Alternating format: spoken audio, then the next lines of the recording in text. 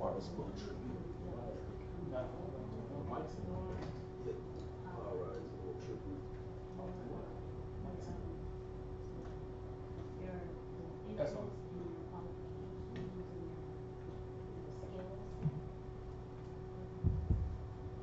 Alright, Shalom Israel. This is Israelite School of Biblical History and Practical Knowledge. We're here at 8521 South Braeswood Boulevard, Houston, Texas 77071. If you got any questions during the course of the class, you can hit me up on the text 832-941-2443. Or you can put it in on the YouTube live text and we'll ask your questions biblically right here in class. Just had we had a Feast of Memorial blowing in the trumpets. That went down on the 29th. Coming up on the 8th sundown. All right, Saturday night sundown is going to be the Day of Atonement. No food, no water until Sunday night sundown. All right, so that's the 8th and the 9th. We're gonna break that fast here at the school. We're gonna have brothers and sisters cooking here. They're going to bring the food here, and we're going to break the fast all together at 7 o'clock at the school. All right? So if you're in the Houston area, if you're part of this camp, if you're not part of this camp, you can come down and be a part of that. We're going to break the fast here at the school at 7 o'clock because sundown is 6:58 on Sunday. All right? So that'll be 7 p.m. Sunday. What else? Donations, we always ask for that. We appreciate those that have given so far. School supplies, books, apocryphas, Zondervan Pictorial Bible dictionaries, encyclopedias, Hebrew English Bibles, anything, or the Hebrew English dictionaries, anything like that, we greatly appreciate it.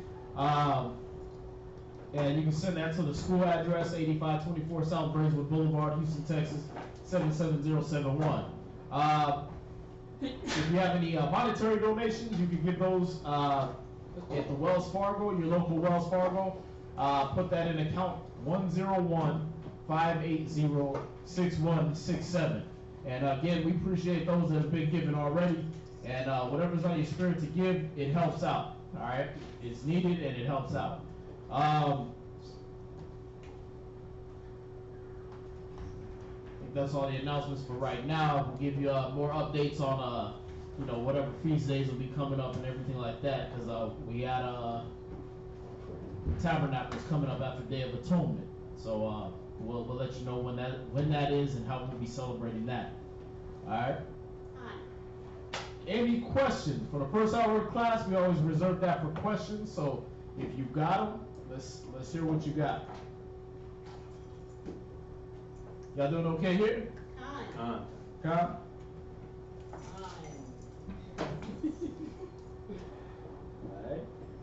Alright. Let's see, we got anything online? Did anybody have any questions in here? On any topic?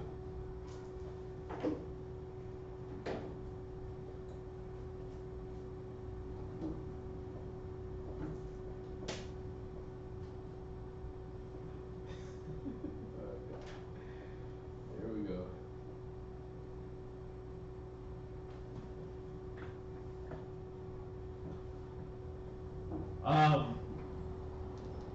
The camp you're referring to is doing a lot of things that were not in the original teachings. It's not been broken down, and just for this question that's online for Brian, son of God, a lot of the stuff is unfounded, and a lot of the stuff was not really taught back in the old school. We're getting with other camps now, dealing with so far as dealing with the new moons and everything like that, and we'll be celebrating those. But to the best of our knowledge currently, and the knowledge that's been accrued over the last 30 years, the new moon is not when you see a full moon. The new moon is when you see no moon. What they will call no moon, that's when you have the new moon. That's the first day of the new moon. And I mean, you can look at any of the moon charts. That's basically how we do it. We go on look up those moon charts and things like that. and that's how you find that out. But if they've researched and found something else, they haven't got with us about it, because that's their custom, is they don't deal with no other camps, which is against the Bible. So we're not really into a lot of the things that they postulate, put out there, all right? So hopefully that answers your question. We're not, like I said, we haven't really gone into it, full-fledged. But yeah, scripturally, we did celebrate our new moons. We did celebrate our Sabbaths. We did treat them as Sabbaths and everything like that. But so far as like scripturally, like whether the new moon is a full moon or not, we haven't come across nothing that says that it's a full moon. All right. Usually the full moon is the end of the cycle. Matter of fact, when you go to Ecclesiasticus in your Apocrypha, I believe it's 43. Let me see.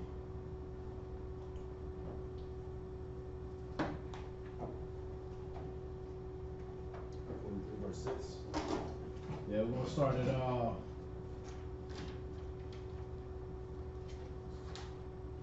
verse 6. Right. Ecclesiasticus chapter 43, verse 6.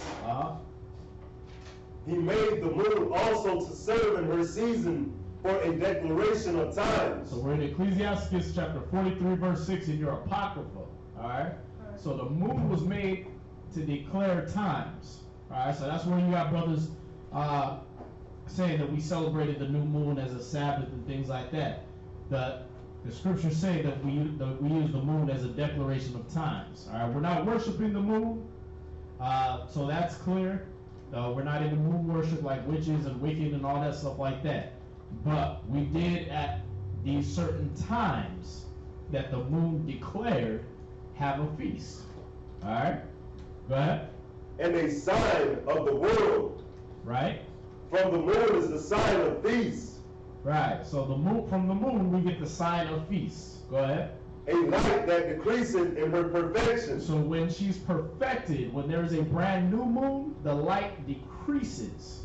Alright, so they tell you that when it's a full moon out, when it's fully increased, that's the perfection of the moon, that's the new moon. No. The new moon is when there is no light. Alright? That's when the new moon is starting. Alright, so that's what the scripture is showing you right there. It decreaseth in her perfection. In order for the moon to become perfected, the light decreases. It decreases. Alright? Go ahead. The month is called after her name, increasing wonderfully in her changing, being an instrument of the armies above. Right, we'll go deeper into that later on. In later classes and everything like that. Go ahead. Shining in the firmament of heaven. Right, so it's not millions of miles away. It's not hundreds of thousands of miles away. It's actually in the firmament. So the sun and the moon are within the ozone layer. All right, what you call the ozone layer is the firmament of heaven. They're all within that. All right, they're not. You don't have to go into outer space and the deep, dark vacuum of space and all that stuff like that to be able to access the moon. Alright? That's some nonsense that you hear about in science fiction movies brought on by idiot scientists. Alright? Right. You gotta think about it. If it was a cold blackness of space and all that stuff like that separated us from the moon, we wouldn't be able to see the damn moon. Because there ain't supposed to be no light in the blackness of space.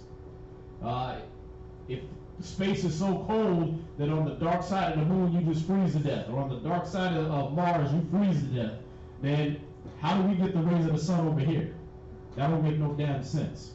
Okay. Alright? How do we feel the warmth of the sun if it's a cold vacuum? Heat don't travel through a vacuum. Alright? So the sun and the moon were both, when you read in Genesis chapter 1 and when you read in the Apocrypha, they were both created within the firmament of the heaven. Alright? And as we just read there, to answer your question clearly, in Ecclesiastes 43 verse 7, right?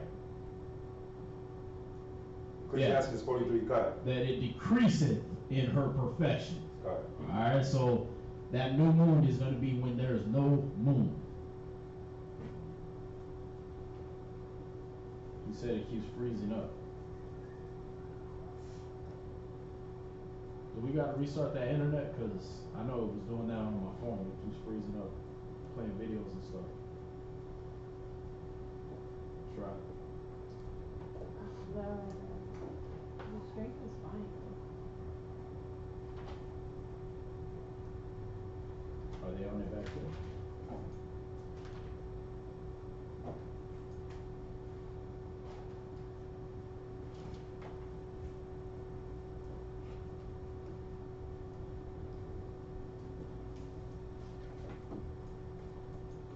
Alright, we'll work on that freezing problem right now.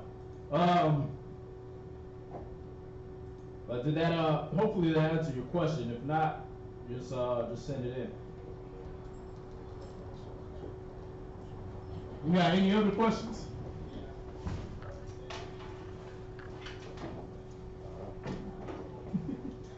Yeah, I'm gonna tell y'all, man, I'm 15 years in the truth. I do not stop studying even to this day. As much as the knowledge I got, I'm still going through my John 3:16 breakdown. I'm still going through my Revelations breakdown. Still going through Zechariah, Daniel's. Still reading, still studying. You will never, ever, ever know everything y'all need to know about the scriptures. So every time you read, you should have questions, huh? Every time y'all read, you should have questions. You should be like, wait, what is that about? Because trust me, you're not understanding it the way you think when y'all read it. If you were, a lot of y'all wouldn't be having the problems y'all have. As simple as that. If you were understanding everything you read, you wouldn't be having the problems you have. And if you're not having no problems, I mean, you obviously ain't reading it. Simple as that. When you start getting in that book, Satan be trying to attack the hell out of you. But yeah, if there's no questions, anybody dealing with any issues, got any gripes, complaints, this is the time to do it, man. This is the time to do it in class. Go to Leviticus chapter 19, verse 17. Actually, 18.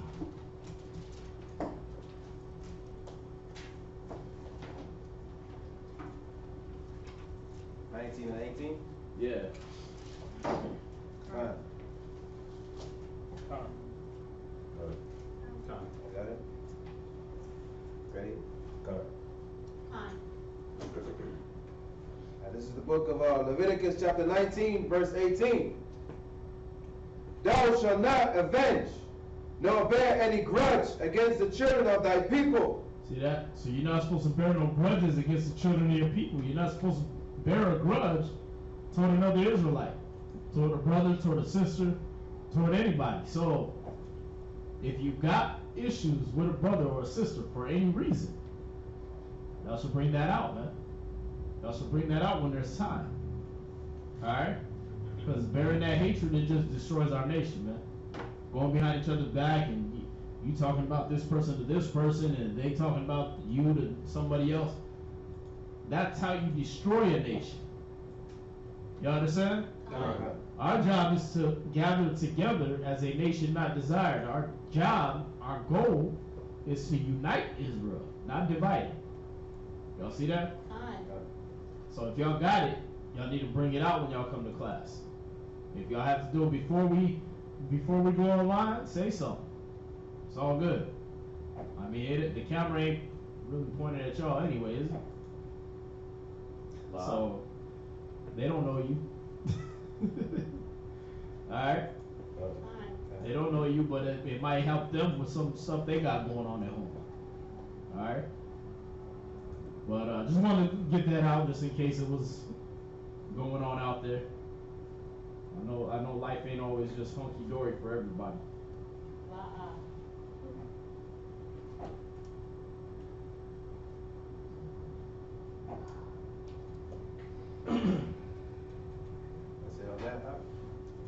Huh? That's it on that? That's it.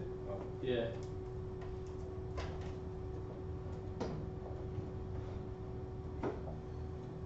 That's cool. Then we got plenty of time to go into tonight's class.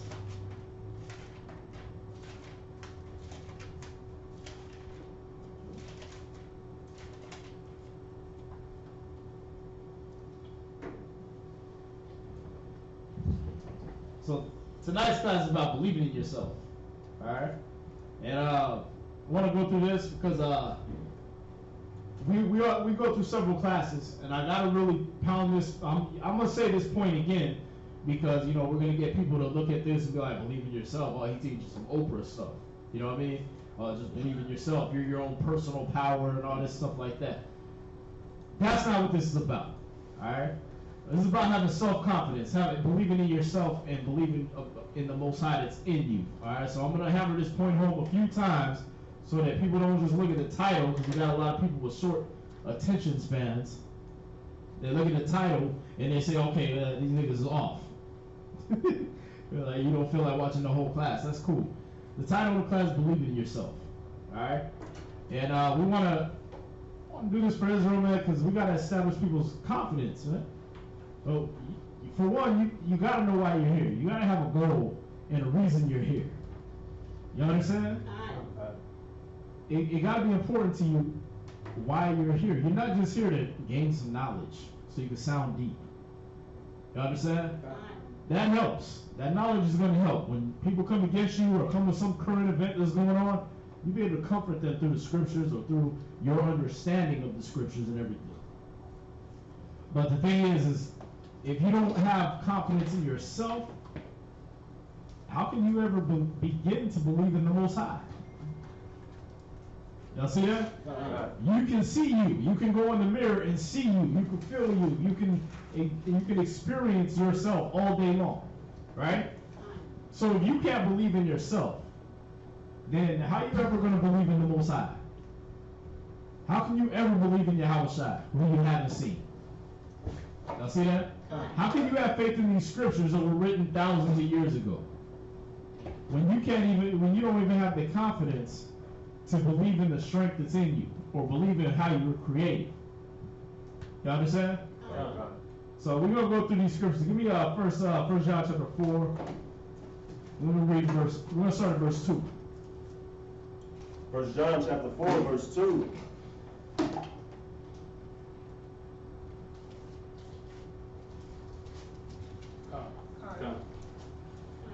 First John chapter 4, verse 2. Hereby know ye the Spirit of God. Every spirit that confesseth that Jesus Christ is come in the flesh is of God. And every spirit that confesseth not that Jesus Christ is come in the flesh is not of God. And this is read verse 2 again. Verse 2. Hereby know ye the Spirit of God. This is how you're going to know if the Spirit of the Most High is on you. Alright? If you're dwelling in the Spirit, first of all. Alright? Because, you get people, as you get in this truth and you get through this walk, it starts getting doubtful. Why am I here? Am I really here for the right reasons? Should I even be here? Do I belong here? I don't feel like I fit in. Whatever Satan's put in your mind, right? To kind of cloud you and make you unsure of yourself. You understand? This is what you got to know right here. Read it again. Verse 2. Hereby know ye the Spirit of God. Every spirit that confesseth that Jesus Christ is come in the flesh is of God. There you go. It's that simple. Why are you here? Because you confess that Christ came in the flesh before.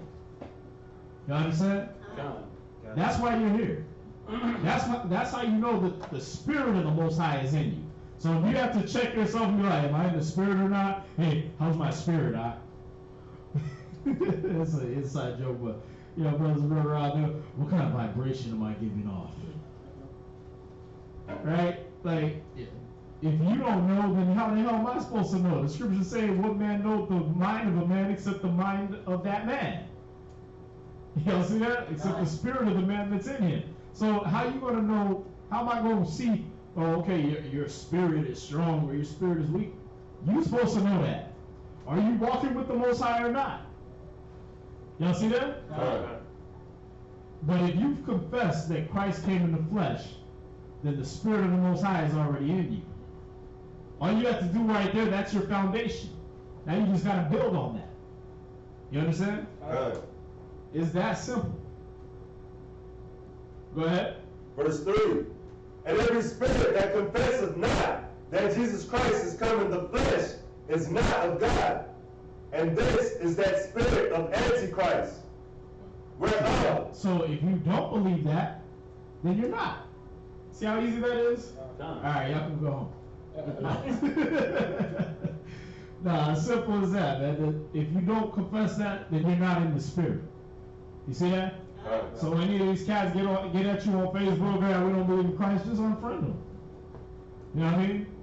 Like I had an argument with the dude the other day. I got sucked into it by some other brother, and really it was like the spirit ain't in this dude. He don't understand the Old Testament because he can't understand, so he'll never understand Christ.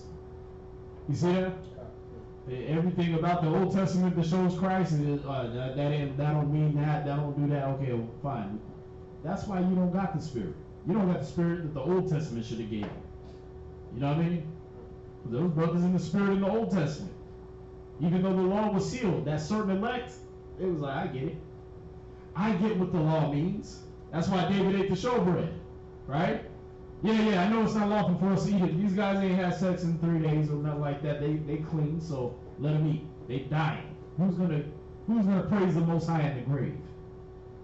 See that? Yeah, the understanding. You can piece together the law and say, was the law made for me to kill myself by?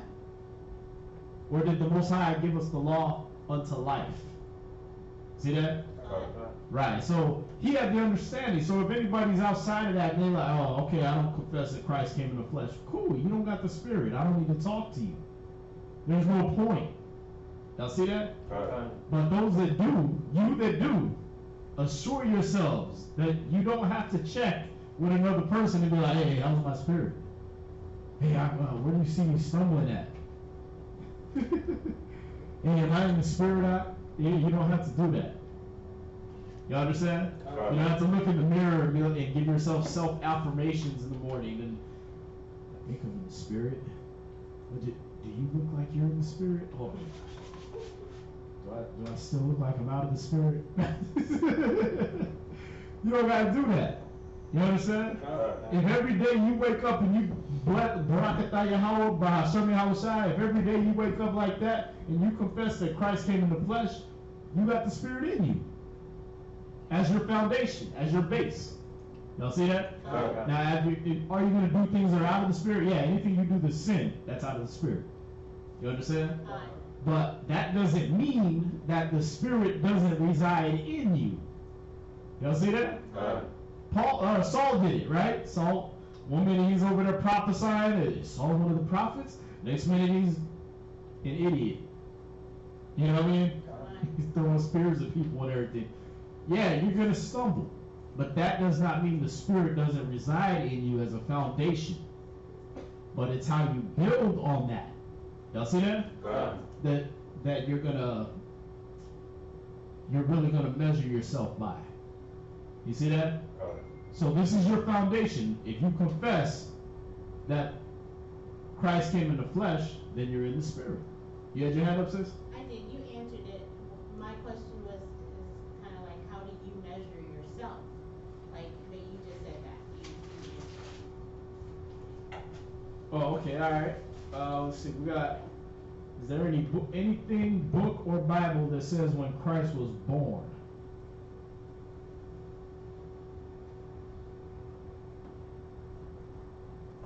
Anything book or Bible that says when Christ was born?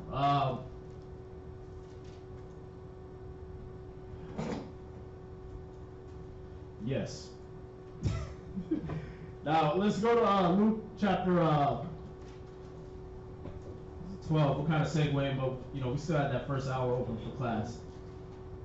All right, for questions. So, About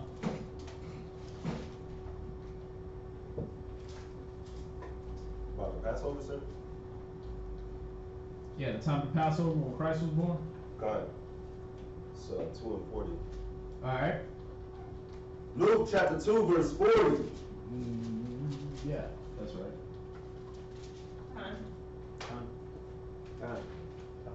And the child grew and waxed strong in spirit, filled with wisdom. So we're in Luke chapter 2, verse 40, right? God. Alright. Luke chapter 2, verse 40, go ahead. And the grace of God was upon him.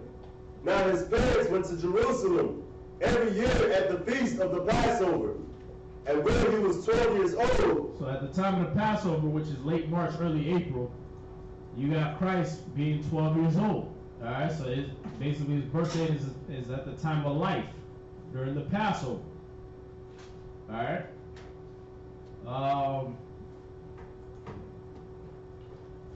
Now for the exact year, you're going to look at around 4 BC. And the way we measure that is when you go into Matthew's.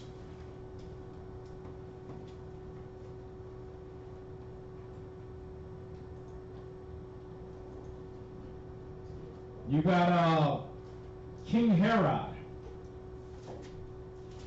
Alright, the king of Judea at the time.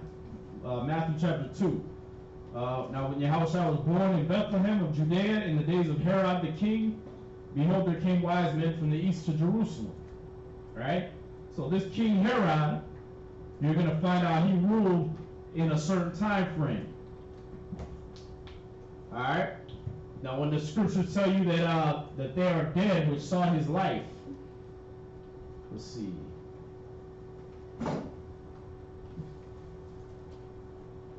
When you jump to verse 13, it says, and when they were departed, behold, the angel of the Lord appeared to Joseph in a dream, saying, Arise, and take the young child and his mother, and flee into Egypt. And be thou there until I bring thee word, for Herod will seek the young child to destroy him. Alright? So you find out Herod now has sent out this decree to go and destroy Christ. Alright? Now when I'm going to go here,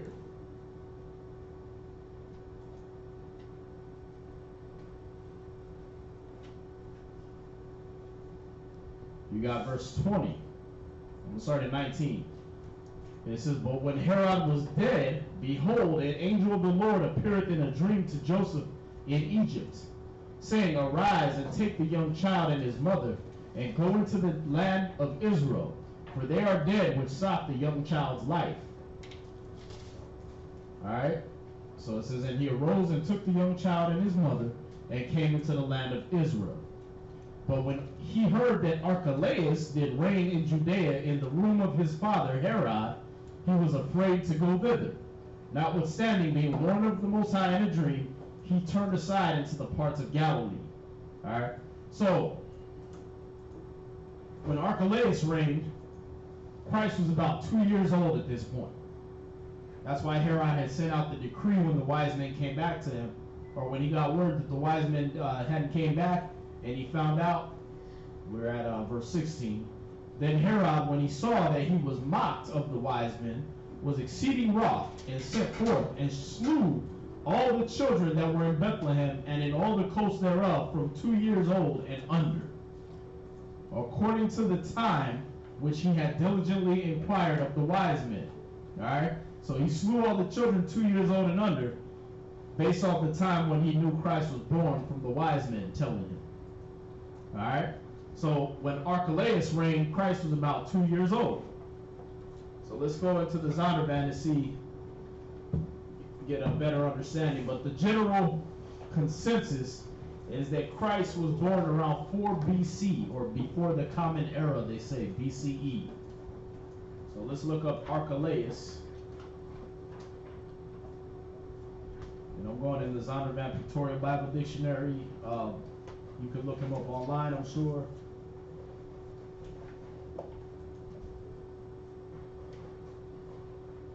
Exactly. See, Archelaus, son of Herod the Great, who succeeded his father as ruler of Idumea, Samaria, and Judea in 4 BC. He was deposed by the Roman government in AD 6. Alright? So we're finding out that when Archelaus reigned, Christ was 2 years old. Right? Huh? This is a Zondervan Pictorial Bible Dictionary, page 66, under Archelaus. So they give you about 4 BC or before, or around, or before the Common Era. All right. So going off of this, we can understand it might have been even 2 years before that. But like I said, the general consensus is it was 4 BC. All right. Not the year 0 like people say. Oh, he was born on this day, so they started the time on this day. No. BC didn't mean before Christ. It meant before the Common Era. All right. Which people have termed Christ era. All right. But yeah, it says Archelaus, son of Herod the Great, who succeeded his father as ruler of Idumea, Samaria, and Judea in 4 BC. So at the time where where Herod has sent the decree out to kill all the babies 2 years old and younger, that means Christ was younger than 2 years old when Herod sent the decree. And when Archelaus reigned in 4 BC, all right, when he took over in 4 BC after Herod died, that means Christ was at least 2 years old. All right. So now, like I said, between those two things, we're seeing that it could have been 6 BC to 4 BC. All right. But an exact date, like, no, it don't have that. Like, unless you find his birth certificate somewhere, you're not gonna see that. All right. Well, hopefully that answered your question. So you're dealing between the years 6 and 4 BC. I hear you guys with the pictures frozen.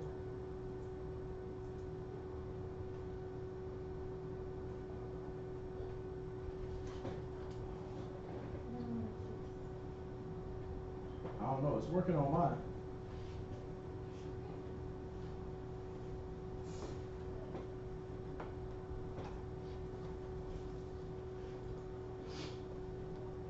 Nah, they can still hit the questions up till 8 o'clock.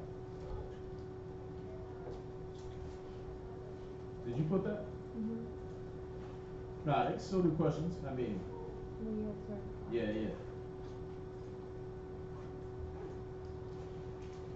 Question about Galatians. I'm misspelling here. Where Paul talks about the spiritual Israel and not Israel by the seed. Please, can you help me with that?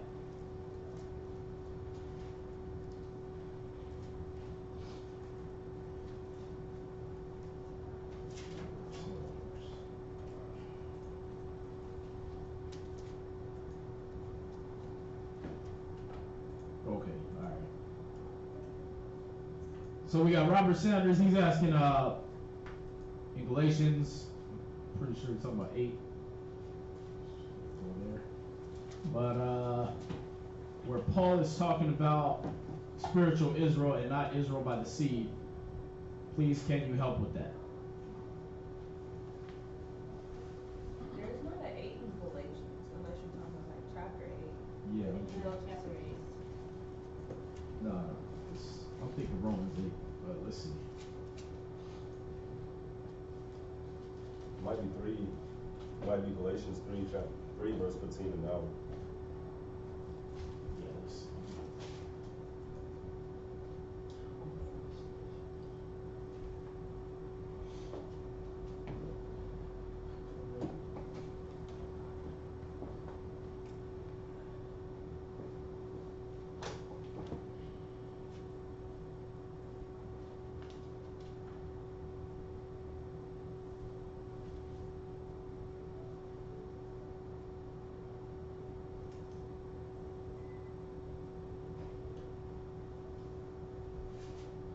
I mean, to break it down for you easy, he's basically saying the same thing we've been saying, is that, yeah, there is a salvation that's going to come to the Gentiles also, but it's not the salvation that's going to come to Israel. All right, we're still going to rule over them like we did before. Their salvation is going to be that they don't get hit with those nuclear weapons, and that they don't get completely and utterly destroyed. And that's what we always go over in Isaiah chapter 60, Isaiah chapter 2, Zechariah 8 and 23. We always go over that, showing that, yeah, they got a salvation. Salvation doesn't just mean they go up into heaven, though. Salvation means that they will be saved from the destruction. All right, because we got to have servants, and it's not going to be our own people that's going to be our servants. It's not going to be our own people that's going to be building up the walls and nursing the children and all that. It's going to be these other nations. All right, so yeah, they have a salvation coming, but they got to believe. They got to believe what Christ said. They got to believe the words of the Bible, just like we went through in what we're going through in the scripture right now. All right, where were we at for the class? Right, in 1 John chapter 4 verse 2, and now we're in 3. He said it, that if you don't confess that Christ came in the flesh, you're not of the Spirit of the Most High. Simple as that. That's what Galatians is talking about. If they do confess it, cool. There's going to be an order. Just like, yeah, in the truth, the man got to be under Christ. But first he got to confess that Christ came in the flesh. So he's up under Christ, right? He's up under his orders. Whatever orders the Bible has set down, that's what that man is under. The woman, she comes in, she confesses that Christ came in the flesh. She got the Spirit of the Most High on her. Okay, you're under your husband or under your priest. You're under some man. That's your order, right? Children come in, they confess Christ came in the flesh. Cool. You're up under your mother or your father. You're up under some man. You see that? Who is under Christ. The nations, they come in. Okay, cool. Israel's first. Y'all are next. Alright? So y'all are up under Israel. And Christ is over all. Y'all see that? And he's under the Most High. So there's an order to things. So we're not saying that, yeah, they're going to be saved, meaning they're going to be in that golden city that comes out of heaven and all that stuff like that. That ain't for them. Alright? But at the same time, do they now have a chance for salvation from the destruction? Yeah. They've always had that. It didn't just come through Christ. That was promised in the Old Testament. You understand? That was given to them even in the days of Moses. That was given to them. So they've always had that chance at not being utterly destroyed. Alright? You look at the Jericho. The Most High said, destroy all of Jericho, wipe everything out. Right? And you go in the book of Joshua, right? So go in there and wipe everything out. Well, they saved one. That was Rahab the harlot. Y'all see that? Because why? She helped the spies when they came in the city. And so they told her what to do to save herself. So she got salvation from that destruction. But she was of the nations. The people of Jericho was Canaanites, man. They were Hamites. You understand? And when you go into Matthew chapter 1, where's she at? She's listed in the lineage of Christ. Y'all see that? So, yeah, all that black power, the nations ain't getting in, the nations is this and that, Okay, cool. Well, that black power movement stuff should have stopped a long time ago when you got it in the scriptures. Alright? Because this ain't about no black power movement. This is about uplifting a nation, man. Y'all see that? So the whole world can get ruled in righteousness. Not just Israel alone. But we're going to go back to that first commandment the Most High gave us and have dominion over all the earth, including the nations. Alright? So that's what you're reading about in Galatians chapter 3, it looks like you're in, but even the whole book of Galatians. Let's see.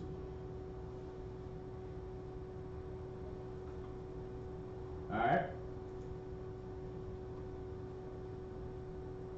Any other questions?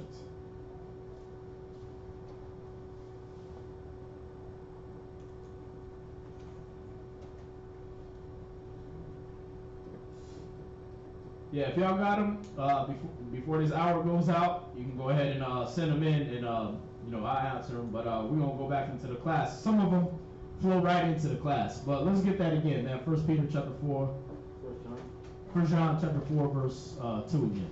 1 John chapter 4, verse 2. I'm lagging a little bit because my eyesight's kind of bad when I got the contacts and it's bad close up. It's funny, man, because I read all the words off of your book and your shirt and everything like that, but I can't read the stuff close up.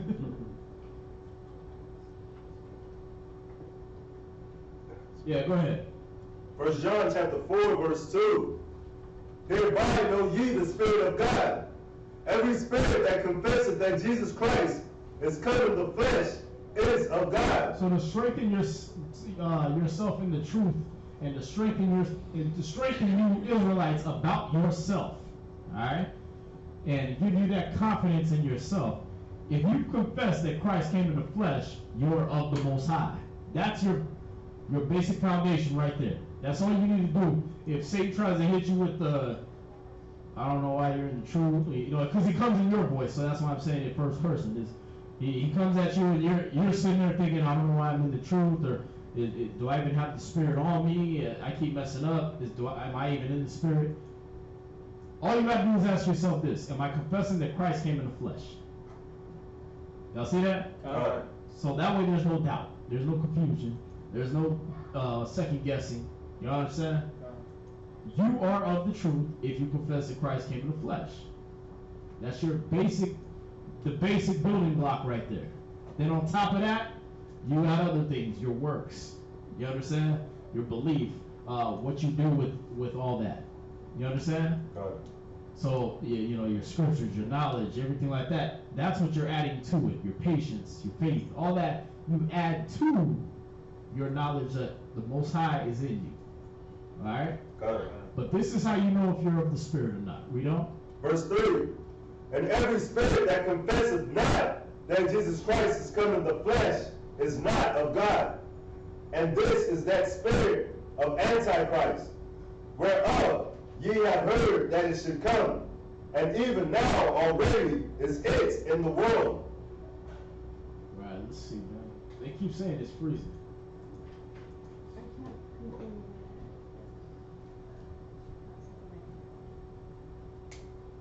Yeah, there's probably some problems with the internet or something like that. If y'all can, I know a lot of y'all phones and devices hook onto the Wi-Fi, so if you can, just cut that off real quick. Maybe that'll help with that lag that's going on. Because the people online are saying that it's freezing up. The image freezes, but not the sound. The sound's good, right? Yeah, I mean, you don't, I ain't that pretty anyway, so you ain't missing nothing. Where you at? Verse 4. 1 John chapter 4, verse 4. Ye are of God, little children. You are what? Ye are of God. This is where you need to go, right here. Alright, whenever you have that doubt, that confusion, that I'm not in the right place, you are of the Most High. Go ahead. Little children, and have overcome them. And you've overcome them. You already passed them up. All those that are out there in the world, you passed them up. So if you, oh yeah, I need to go back and go back to my old life. Why? You passed them up. You already overcame them. Y'all see that? Why would you go back to that life? That don't make sense. Just you being here makes you a step above everybody out there. Y'all see that? You can't be like, oh, y'all act like y'all better than everybody. No, I am better than everybody. Y'all see that? I believe that Christ came in the flesh. I teach this word. I live this word. I am better than everybody that's not doing this. You understand? The only mother and brethren I got is those that are doing the work with me. Like Christ said, right? That's the only time somebody's not better than you, or you're not better than everybody else, is when you're amongst your brethren, when you're amongst your peers. Y'all see that? I mean, you would think that.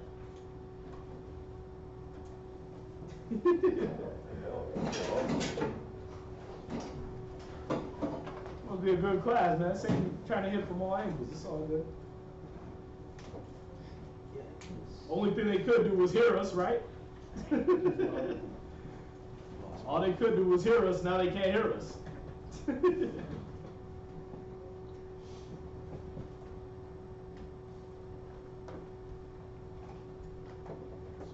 It's on. Is there? Nah. It's all? Nah, it just turned back on. Cord got it shorted.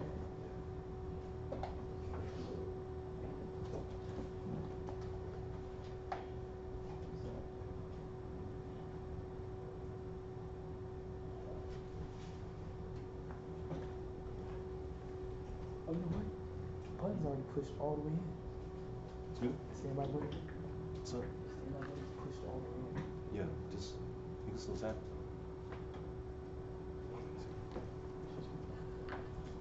Yeah, that's still not going, but y'all can hear me though, right? Fine. Okay, I'm gonna have to strain it a little more than usual, but where we at? This is 1 John chapter 4 and verse 3. Go ahead. Actually, verse 4. Uh-huh. Ye are of God, little children, and have overcome them, because greater is he that is in you than he that is in the world. Right, so you've overcome them. Just the fact that you're here, you shouldn't have to question, hey, is the spirit in me? Am I off? You know what I mean? You shouldn't have to question that. Why? Because you're here. Y'all see that? God. You overcome them. Greater, in the scripture say, greater is he that is in you. So once you acknowledge that Christ came in the flesh, once you start coming to class, once you start getting in that word and trying to live it, now the Most High is in you. Y'all see that? God. And now you are greater than he that is in the world. So you don't have to question, yeah, they said I'm acting like I'm better than everybody. Cool! You have seized your inheritance. Y'all see that? That's good. You're acting like you're better than everybody because you are. You were made better than everybody. If they want to get to your level, they got to accept these same criteria. Y'all see that? God. Go ahead. Verse 5. They are of the world. Therefore speak they of the world. Right, they are the world. That's why they speak in worldly terms. Oh, you act like you better than everybody. Well, if you was on my level, you would know me better than everybody. That's why you talking worldly. That's why you coming with, you think you better than everybody. That's a worldly mentality. That's a worldly thing to say. Y'all see that? God. Oh, you act like you acting all uppity. That's worldly talk. Kings aren't acting uppity. They're damn kings. Y'all see that? God. Princesses aren't acting uppity. They are princesses. Y'all see that? God. They are above you. Their nose isn't in the air. Your nose is on the ground. Y'all see that? God. You were made that way. You were made better than everybody. So what's in you, the Most High that's in you, Christ that's in you, has separated you and elevated you past what they are out there. That's why they hate on you. God. What's that? What if you get that type of comment or reaction from those that are in the truth with you, or those that are laboring with you? That's when you got a problem. that's what you call criticism. You understand? Because they are working and laboring amongst you. You see that? And if you sit around looking at your own brothers and sisters like you're better than them, then you don't have Christ in you. Because then Christ, even though he said that you're not of the world, I pray for them, I pray not for the world, or for them which you have sent me, right? Didn't he say that to them? But didn't he get down and wash their feet? See that? So our job as we come together is to minister to one another. So yeah, there is no I'm better than you. I'm not better than y'all. You understand? This ain't about that. This is about when we get all together, now it's about ministering to one another. Y'all see that? But this is to separate that mentality of people that say, oh well, they get it in their own brain that, yeah, I don't see how this is the truth. I don't understand how what I'm doing is of the truth. Well, yeah, or if you doubt, you're in the spirit. You know what I mean? Because there's things we're doing as Israelites, right? That is still things that are just human. People could think they will come in the truth and all of a sudden call out fire from the sky. And then you wind up babysitting. You know what I mean? Like, damn, I thought when I came in, the Spirit of God descended like a dove and I'd be able to walk on water. You got me giving rides. You see what I'm saying? Like normal human stuff, right? So it's like, what makes me better than everybody else then? Well, the spirit that you deal with those things in, and the way you do those things in the Spirit of Christ is what should assure you that you're different from them. You see that? You're watching the kids, you didn't throw them in the microwave, high five, you're in the spirit. You know what I mean? Especially our badass kids. You know what I mean? We didn't come home, you was boiling them and their pet rabbit. You're in the spirit. Y'all see that? What's that? So I asked that question because if you're working or laboring with someone that isn't confident in themselves, and then this work, don't they have that mentality that they brought in from the world, and they don't have this. They don't have this confidence. They don't have this assurance that they are elevated to another level. You understand? And that's what the class is about. It's about when our brothers and sisters are lacking that confidence, because that is going around. You got people who want to quit, want to leave, want to double dutch, want to, keep testing the water. You've been here 2 years, like, bruh, how much testing you need to do? Jump in. Y'all see that? Yeah. Because why? They're not confident that they'll make it in the truth. Well, the Most High said He's in you. What can be greater than the Most High? What can beat Him? Nothing but it. So if He's in you, nothing can beat you. You see that? Yeah. So that's what you should assure yourself in, of whether if you're elevated or not, or whether this is different than the world or not. The fact that you actually live this life, that you actually do it under the confession that Christ came in the flesh, that He died for your sins and all that, that should assure you that He's with you. Y'all see that? Right. Like I said, I get assured every day, man. You know what I mean? Go out, drive 2 blocks, get pulled over by the cops, don't get shot. Most High's with me. See that? Right. I make it down Bissonnette, past 90 cops all the time. Get to school just fine. Most High's with me. In a day and age where a black man can't be changing his own damn tire without getting shot up, the Most High must be with you. You see that? Got it. Especially, like I say this a lot of times, but as many altercations I've been in with the cops, I should have been stomped out. I look at myself and I'm like, damn, you should have shut the hell up at about 5, 4, right there, right around that time. You know what I mean? And you just kept talking.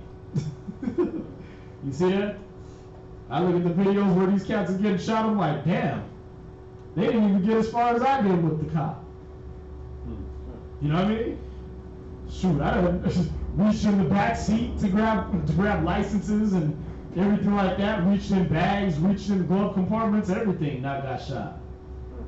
You know what I mean? Hold on, I'll be right back, ran away from the cop, went in the car, came back, and I got shot. I done did all that.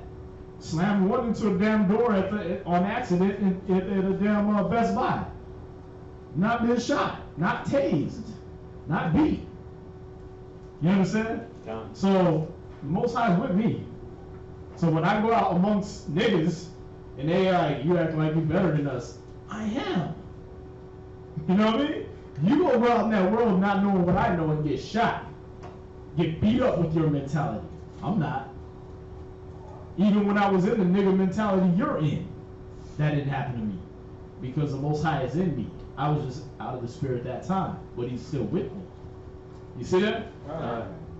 Yeah, and that, when you got that assurance, you can deal with anything in this world. You understand? Done. You can deal with any situation as long as you got that assurance. But if you're not sure of yourself, if you don't have no confidence in yourself that the Most High is in you, and you don't have confidence in that, because we do a lot of trust classes, trust in the Most High, believe in the Most High. We do that all day, right? Done. Okay, cool. It's easy to believe in something that's mightier than you. Oh, that's the Most High. Who can touch Him? But do you believe He's in you so that nothing can touch you? That's where we got the issue. You know what I mean? And this is knowing this difference is what's going to separate you from church. Because church is like believing in comic books. You know, you tell them, yeah, we're supposed to not sin. What's sin? Transgression of the law. That means you're not supposed to break the law. Can't nobody keep all them laws. Well, Jesus did. But He's Jesus. He was God on earth. Right. You know what I mean? They separate Him into some super powered guy or something. You understand? But when you know that He's in you, now you become that superpowered guy that they dream about being. You understand? Now you become that person, that inward man. It becomes you. And now you can overcome all things. Y'all see that? Read that again. This is 1 John chapter 4 and verse 4. Ye are of God, little children, and have overcome them, because greater is he that is in you than he that is in the world. Verse 5. That? Greater is he that's in you than he that's in the world. That's why you're better. Y'all see that? That's what makes you better alone, right there. That the Most High is in you, and you got to know that he's always in you. Alright? Go ahead. Verse 5. They are of the world, therefore speak they of the world, and the world heareth them. See, they're of the world. That's why they speak of worldly things, and that's why the world listens to them, and they don't listen to you. Cool. That doesn't make me less than you just because you ain't listening. You understand? That don't make me wrong just because you don't hear. Like he said in, was it Romans 3, he said, so what if some don't believe? Will their unbelief make the truth of the Most High have none effect? God forbid. Y'all see that? That don't matter if they don't listen. Y'all see that? They gonna talk about worldly things anyway. You're gonna be over here like, yeah, how it flows through me, and he protecting me from this and that, and they gonna be talking about, did you know that Kim Kardashian got robbed for $9 million worth of jewelry? What's that got to do with you? How's that going to help you in life? Some dumb chick that never did nothing with her life got robbed for some money she didn't even earn? Just by walking around being butt naked? And that got to do with your salvation? How? Y'all see that? That's what they're going to talk about. They're going to talk about worldly things like that. We're going to know that the Most High is with us. You know what I mean? Like I was checking on, trying to see what's going on with Haiti. You know, we got people down there, Light of Zion's down there, they be teaching down there. So I'm trying to find out what's going on with them. And I get another check-in from another brother, and he is Haitian, so he got people there. He's like, all my people are good. Y'all see that? Why? Because he's in this truth. He prays for them people every day. Y'all see that? So the Most High protects his people. Y'all see that? We don't gotta worry about what they be worrying about. All the other Haitians run around and neck deep water, people dying, everything like that, but my people good. Y'all see that?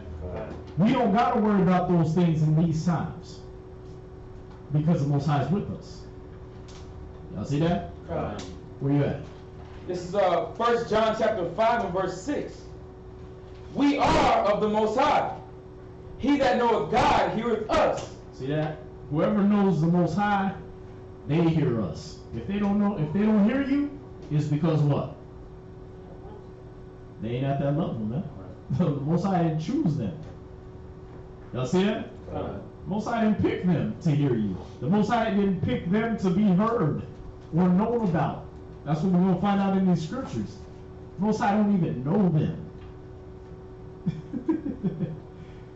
We thought that was just the nations, right? Oh, he just thinks the nations are spittle. No, there's a lot of Israelites he don't even know.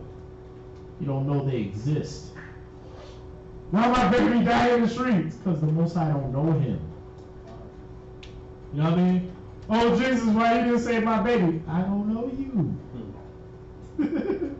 With the Kevin Hart, I don't know you. Y'all see that? Where you at?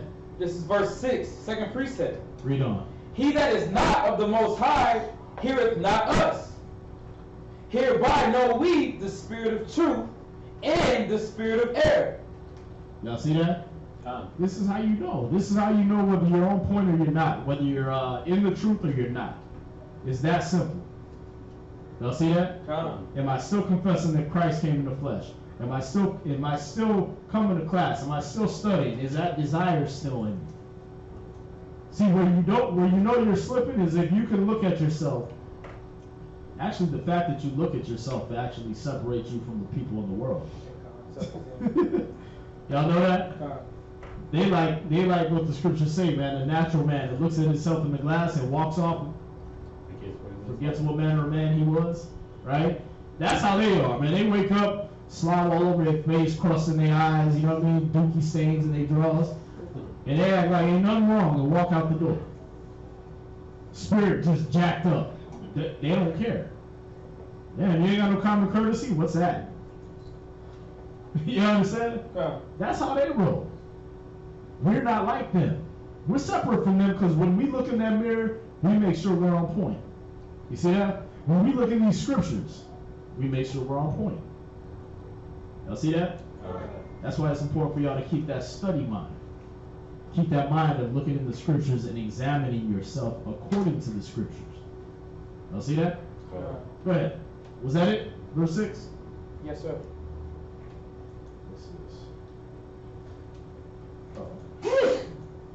Go from there, go to 1 Corinthians. Let's start, we're going to do 8 verse 3. 1 Corinthians chapter 8, verse 3.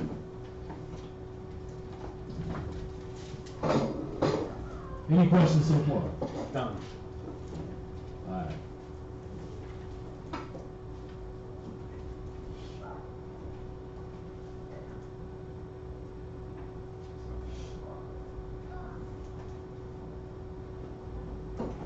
Y'all got it? Done. Go ahead. 1 Corinthians chapter 8, verse 3. But if any man love God, the same is known of him. See that?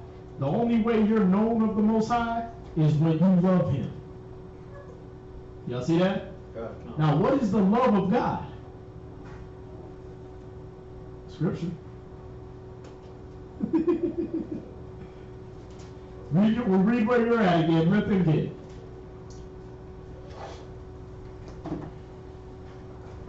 1 Corinthians chapter 8, verse 3. Uh-huh. But if any man love God, the same is known of him. So how do you get known of the Most High? How do you get some notoriety, some respect? How do you get noticed by the King of Kings and Lord of Lords, man? Where you at? First John chapter 5, verse 3. For this is the love of God. This is the love of God. This is how you show you love Him, so that you can be noticed and acknowledged by Him. So He can't say, oh, there's a little blip on the screen, let me throw some angels his way, or her way, and keep them in all their ways. Go ahead. That we keep His commandments. This is the love of God, that we keep His commandments, read. And His commandments are not grievous. See how simple this is? Y'all see that? It's not really complicated at all, man. Where do you find the commandments at? Oh, wow. He didn't make it that far away. See that? Like, you didn't have to go on, after you read that, you didn't have to go on a mystical journey. You didn't have to go whip yourself 40 times before a big statue. You didn't have to go do penitence, a spirit walk. You didn't have to do none of that, right? You had to sit in a teepee and hot box all day on peyote. None of that, right? All you had to do was, okay, I'm on this page, and he wants me to obey this stuff on this page. You have to sit in the same spot. That's all you got to do to show the love of the Most High. Y'all see that? And that puts you in this area, 1 Corinthians 8:3 again. 1 Corinthians chapter 8, verse 3. But if any man love God, the same is known of him. See that? When you keep His commandments, you show that you love Him. That makes you known of Him. Y'all see that? That means you are a Gentile, right? To answer the brother's question, Jew or Gentile, going back to that Galatians 3 and everything, Jew or Gentile, as long as you keep the commandments, you're known of the Most High. See that? Because you got to think. You think the Jews, it's only going to be Jews there? It's only going to be so-called Negroes, the so-called Mexicans in that new world? It can't be, man. Niggas don't believe. They don't believe nothing. That's why the scriptures say, who has believed our report? Anybody? Yeah, y'all see that? Who believed what we said? Nobody. When Christ comes, shall He find faith in the earth? That's what the scriptures ask. Why? Because it's going to be hardly anybody on this sign even believing. It said the righteous will scarcely make it. There's going to be an elect, a remnant. Y'all see that? You know what a remnant is? If you pick up that plate right there where he just burnt that coal, those little crumbs right there, that's remnant. Alright? As those crumbs are to that plate, that's what you are to the people that's going to believe on this earth. Y'all see that? That's going to be the ratio of you to the people that don't believe on this earth. So, you think all he wants is that little crumbs? Nah, he's going to want whoever believes from this world. Y'all see that? That's when you get into John 3:16, after they done kept his commandments. After they done said, okay, let me grab hold of the skirt of him that's a Jew and follow his ways. Y'all see that? That's when the nations got in. That's when the Israelites get in, is when you love the Most High by keeping his commandments. It's really that simple. Well, go ahead. Verse 4. That was verse 3? So read that again. Verse 3. But if any man love God, the same is known of him. See that? When if you're all keeping the commandments, if that's what you're striving to do, you're known of the Most High. You don't got to question, does the Most High even see me?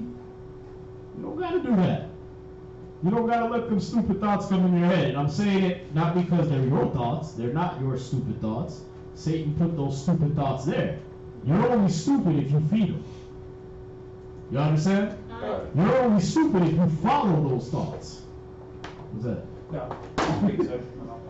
Y'all see that? When I say they're stupid thoughts, it's not to belittle you, because they're not your thoughts. They're old stupid thoughts. He put it in Eve. You understand? That's how old and trick it is. That's why you gotta be stupid if you follow it. And if you fall for it. Understand? Where you at? That was it, verse 3? Give me 2nd Ezra, chapter 6, verse 56. So now we know that we're known to the Most High, correct? Alright, because a lot of people think they're in his sight.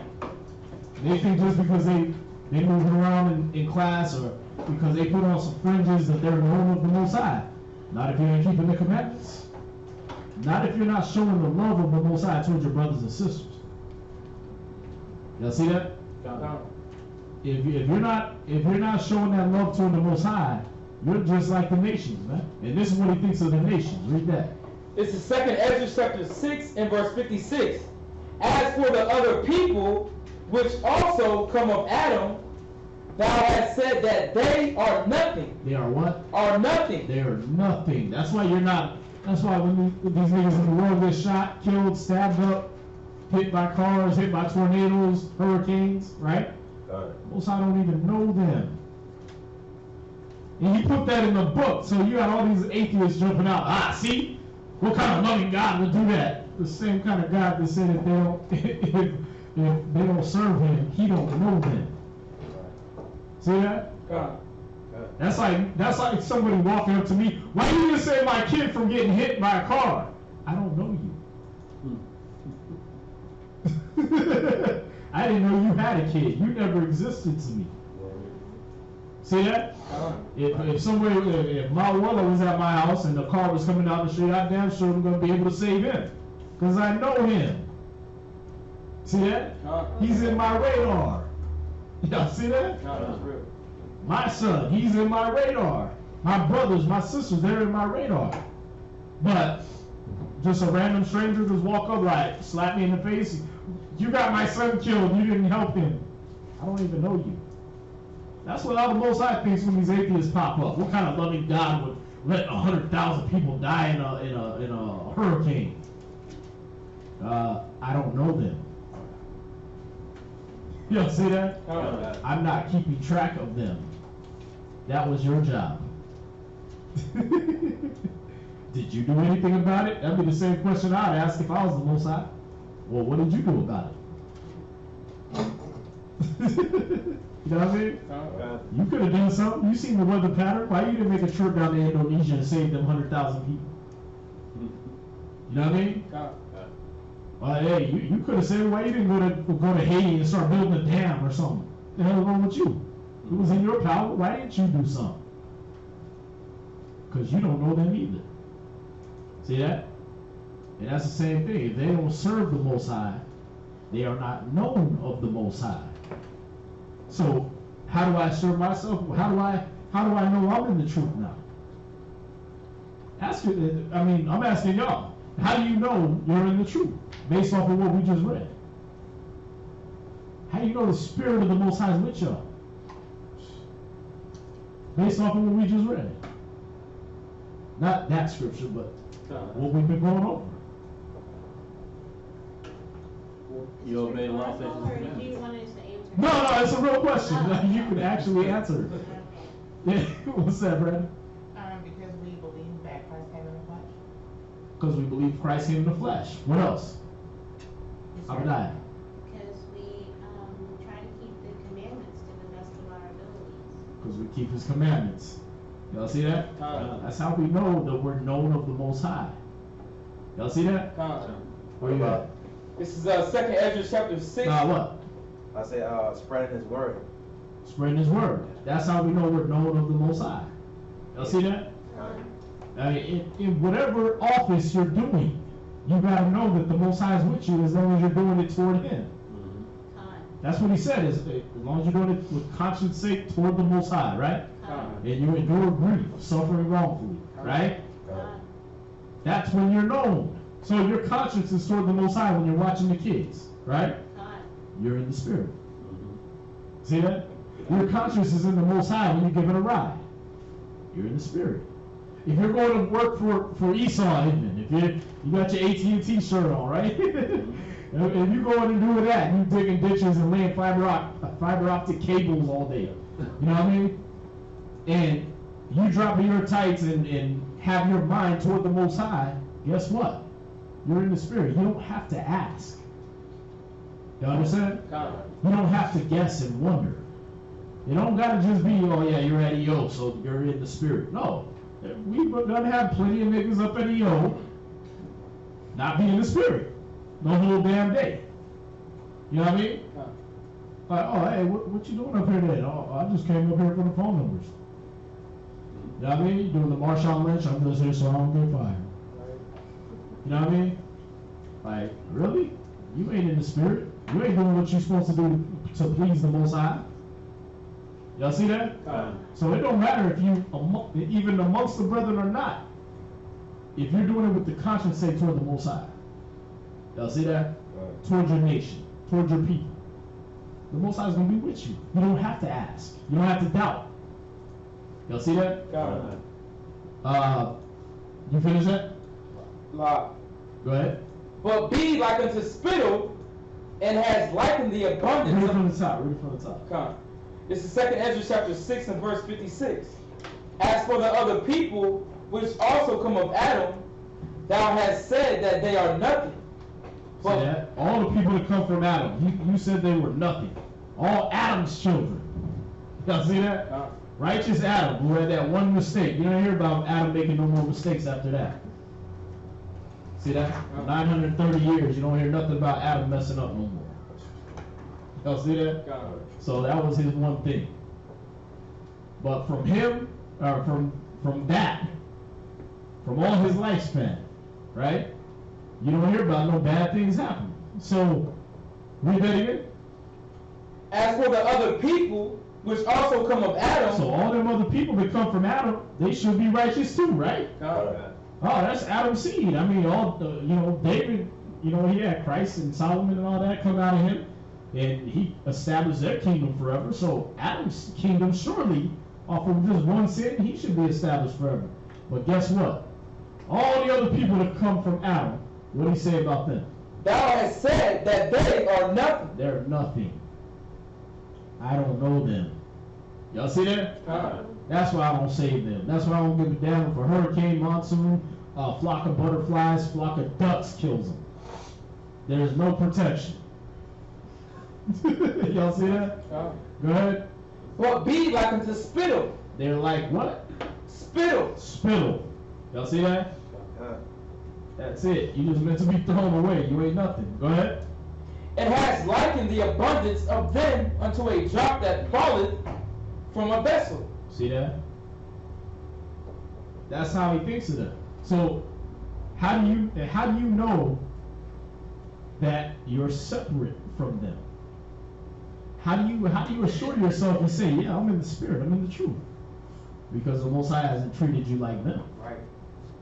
Y'all see that? Turn the news on and thank the Most High. That's all you gotta do. Every time you watch the news, or every time you get on CNN on your little on your phone, or whatever news media you got pops up on your phone, Facebook, whatever. It's always somebody dying, getting shot. Shoot, I was watching a damn superhero thing show with my son, and they talking about 250,000 people a day die. I'm like, damn, really? So every day you just had a 250,000 and a 5 billion chance of dying. Y'all see that? You had a great percentage on your side that you could be one of those dead today. You could have been one of 250,000 selected that day.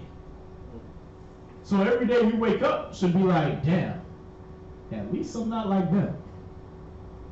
Y'all see that? At least the Most High is regarding me and He's got me protected, man. Give me Joshua 1 and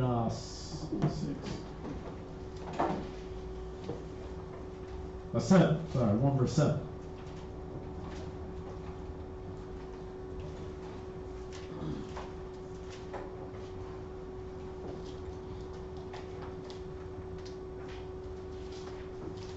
Joshua chapter. I got it. Con? Joshua chapter 1 verse 7. God.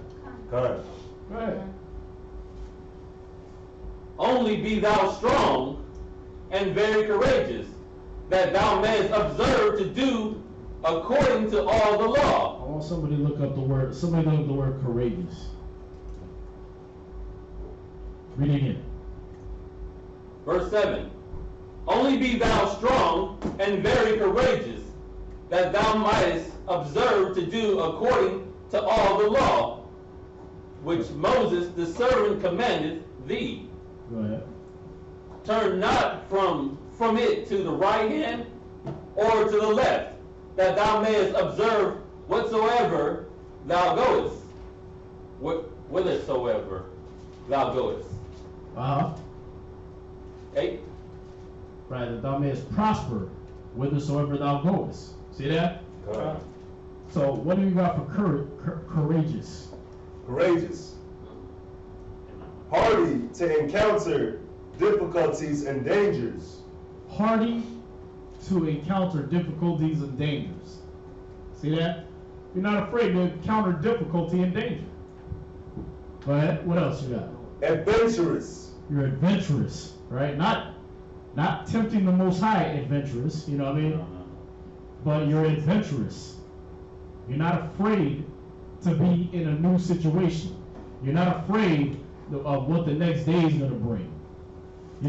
Your heart doesn't skip a beat when your phone goes off. Oh man, they calling me again. Damn. What do they want now? You understand? Oh, be courageous, man.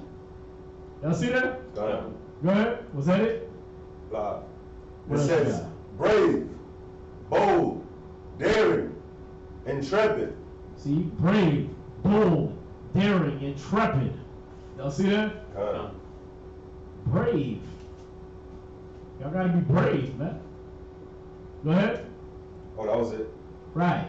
Why do you gotta be brave? Because greater is He that's in you than he that's in the world. Y'all see that? He said it already. You've overcome the world already. So there's nothing to be afraid of. When you go out that door every day, you already won. The only way you can lose is if you decide, screw the Most High, I'm out. Y'all see that? You had a question? No, I had a definition that you said. Yeah, different definition or what? Yeah, read that. It says the quality of mind or spirit that enables a person to face difficulty, danger, pain without fear. Oh, hold on, read it again. The quality of mind or spirit The quality of your mind or your spirit, go ahead, that enables a person to face difficulty, danger, that enables you to face difficulty or danger. See, that's what's in your spirit. It's in your mind that I'm able to face whatever difficulty or danger is going to come my way. What else you got? That was it? Y'all see that though, right? It gotta be in you. It gotta be a belief. There gotta be no doubt in you that you can face whatever comes. What's that? There's another one that says not deterred by danger or pain. Not deterred by danger or pain. I ain't worried about nothing. Y'all see that? That's how you approach every day. Is I'm not worried about nothing. I'm not worried about what can happen. Y'all see that? You finish verse 7? Got Joshua 1 and 7. Read on. Read on. Yeah. Verse 8.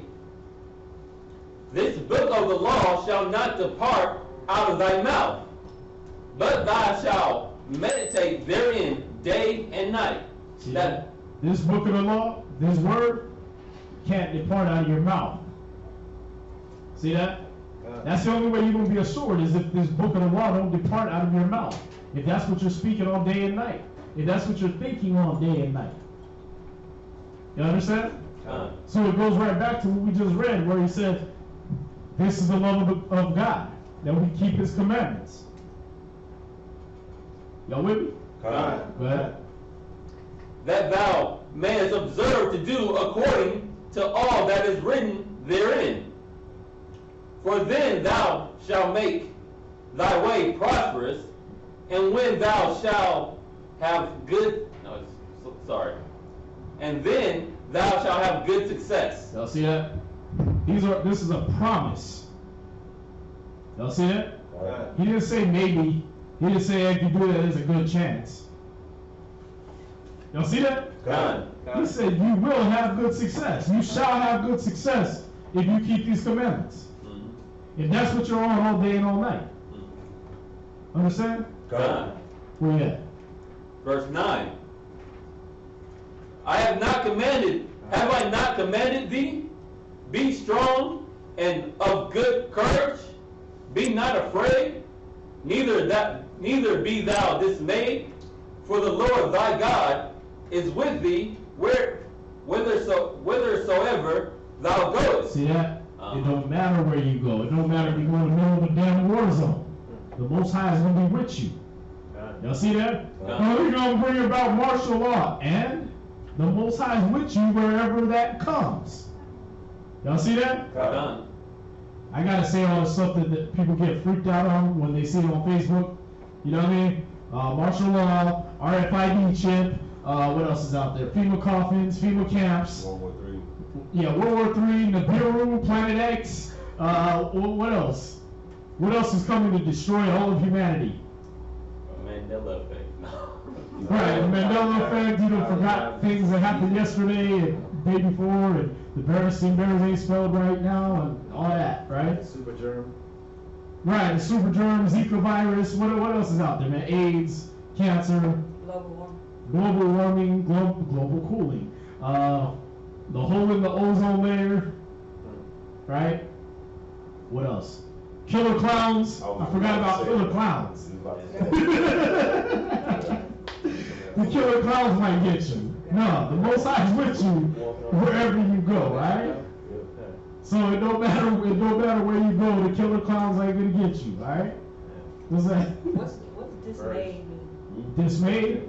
It's like being it's the same as like being afraid, but it's like doubting. It's like seeing things that are going on and getting worried. You see that? Yeah, but none of that. That's why he said, I'm with you whithersoever thou goest. How do you know? How is he with you wherever you go? See, this is where we start connecting scriptures now. How is the Most High with you wherever you go?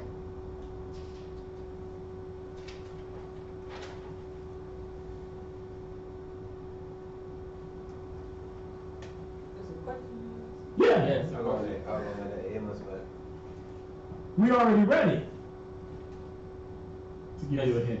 Because you confess that Christ came in the flesh. After that. You obey the law, statutes, and commandments. After that. What was that? Oh, I was gonna say I that. was going through every scripture you Apply to pulled your out. life. 1 Corinthians 8:3. What was that? That you are known of the Most High. You're known of the Most High, okay, but after that. Second Ezra 6:50. No. No. In between that. No. It's 1 John 5:3. It says keeping the commandments. Where do we read that he's in you? John. Greater is he that is in you First than he that is in the world. 4 and 5, I think it was. Right, so that's like your skin. How do you know your skin is protecting you from a mosquito coming by and crapping on your flesh and it burns like acid? It's on you. Because it's with you, right? He just said it in Joshua 1:9. I'm with you wherever you go. And I'm in you because you believe in my son. Y'all see that? God. So, this is how you assure yourself. As sure as the air you're breathing, as sure as the blood in your veins, the Most High is with you. See that? God. That's how a real believer wakes up every day and how they face their challenges every day. They don't have to doubt. There is no, I don't know. No, he's in you. How do you know he's in you? Because you still examine yourself. You still try to check if you're good with the Most High or not. You still go to the scriptures and try to find out what is going to draw you closer to him. Y'all see that? That's how you know he's in you, because they don't do that in the world. They don't go through a personal checklist and say, you know what? I don't feel like something's wrong. I don't feel like I'm connecting with the higher force. You know what I mean? They don't do that. They just walk around doing what they feel like. Like little insects, man. That's why the Most High said, I don't know you. You're like bugs, man. Like ants. Like, do you mind ants? Nah. Why? Because you don't have a personal relationship with them. See that? They don't affect you. They're not doing nothing for you. If an ant walked up to me with like a biscuit every morning and a cup of coffee or something, I'd be like, okay, this is a good ant right here. We put a little tagger on him. We make sure none of the bees come and mess with him, man. You know what I mean? This ant hot. You start talking, do a backflip, something. You know what I mean? Trying to get my attention. I'll be like, okay, I'll mess with this ant right here. You know what I mean? God. But otherwise, I don't know that ant. I ain't keeping track of his life, wondering what happened to him. Y'all see that? God. So the Most High don't do that with these nations, man. He don't do it with these other people that don't know him. If they don't know him, they are not known of him. Y'all see that? God. Where you at? Is that it on Joshua? Yeah. God. Yeah. I hope y'all getting this, man, because that's how Satan kills everybody, man. That's how he kills everybody in the truth. Self-doubt. Y'all see that? God. Give me Romans chapter 8, verse 20. And again, let me know if y'all got any questions on anything that we're going over. So right now, question time is over for Romans chapter 8, verse 20.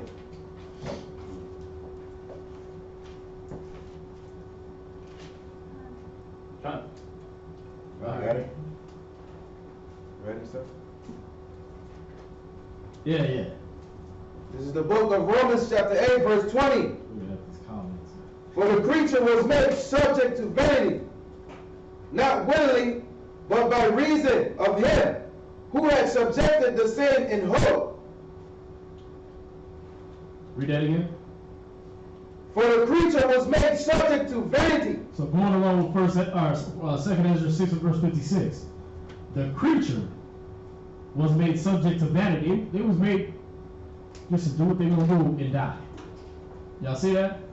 They made his decoration. Look what I did. Look what I can do. I can make people. I'm just showing off. Y'all see that? They were made subject to vanity. They're subject to their own vanity, their own foolishness. Go ahead. Not willingly, but by reason of him who had subjected the same in hope. That was all of verse 30? 20. That was I 20. mean, verse 20, I'm sorry. Yeah, that was, verse 20. Read that again. For the creature was made subject to vanity, not willingly, but by reason of him who had subjected the same in hope. See that? They were made, and he put them subject to having a hope in something greater. See that? I hope there's something bigger than this. I hope there's something better than this. I hope I can be something better. That's why they run around trying to be superheroes. You got niggas running around trying to be the superhero at their job, trying to be the employee of the month. It's in them to strive to be something better, right? But they made that. Why is it vanity the way they do it? Because they do it just to please that boss. They do it just to make some money. They do it just so they can get other people's attention on them. Y'all see that? They don't do it to please the Most High. That's why I said he's made subject to vanity. See that? And he subjected them to hoping all the time. You hope all the time. Why? Because you don't have it. See that? I hope I get me a Maserati. Why do I hope that? Because I ain't got one. Y'all see that? If I had one, I wouldn't have to hope. Right. See that? So they're all subject to just hoping. We've already obtained. Y'all see that? Most High already said, you have overcome the world. You've already obtained. All you got to do is believe that. Where you at? That was it. You finished verse 20? Yes, God. Yeah, go from there. Galatians 4 and 9.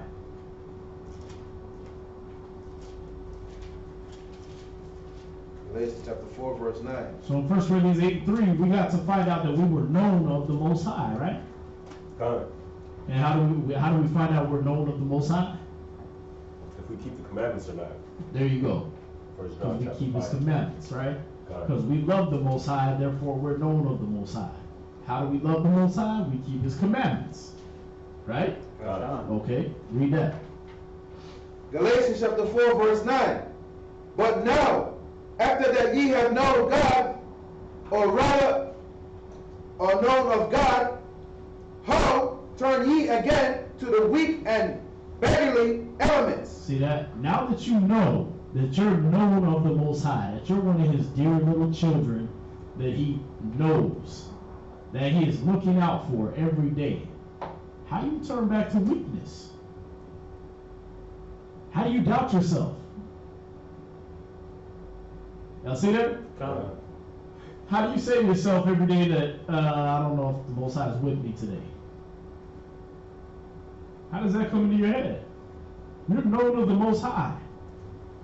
Now, another thing you gotta beware of with that scripture, because I want you to read that again. There's something to beware of in that scripture. Let me see who's thinking right now. Watch, read it again.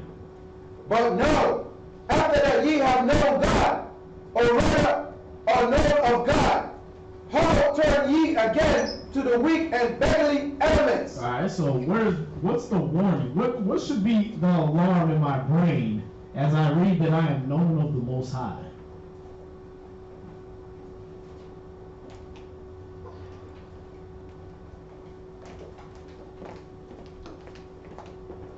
That you're in captivity under the Most High? Close. If I'm in captivity to the Most High, if we're gonna say that, we're prisoners of Yahushua, cool. What do we gotta know? What does a prisoner gotta know when he's in prison? The rules. Boom. He gotta stick to those rules, right? Okay, well, if I'm known of the Most High, now I gotta start walking on my tiptoes, man. Because, we be looking at the wicked like, man, how come they get to do whatever they want? How come the Most High ain't be checking them? You don't know them. That's like going to your mama and, little Jimmy get to do it down the street? What'd she tell you? I ain't little Jimmy's mama. There you go, I ain't little Jimmy's mama. You know what I mean? I don't know that nigga. I didn't know Jimmy till you brought him up. Y'all see that? If I knew Jimmy, I'd whoop his ass. Y'all see that? So it's the same thing, man. Now that you're known of the Most High, now you gotta follow His rules because you're known of Him. He knows what you're doing now. He's watching you. God. The eyes of the Most High are always on the righteous. God. He orders the steps of the righteous man, right? God. So when we know all these scriptures that say that, then when we get in here being known of the Most High, what do we gotta do? We gotta follow the rules, man. Because now we gotta be tiptoeing on eggshells. Now we gotta walk circumspectly. Not as fools, but as wise. Y'all see that? When we wake up in the morning, I don't doubt. Why? Because the Most High, what's good about that is he's not just watching all the evil you do. He's watching all the good you do. Y'all see that? So there's a good thing to that. Hey, I'm known with the Most High. That means I don't gotta wait for another man or woman to pat me on the back for watching kids, giving rides, normal things the humans wait for a Scooby snack for. You know what I mean? I don't gotta wait for that from people. The Most High is watching everything I do. See that? Where you at? Last precept. Uh-huh. Whereunto ye desire again to be in bondage? Right.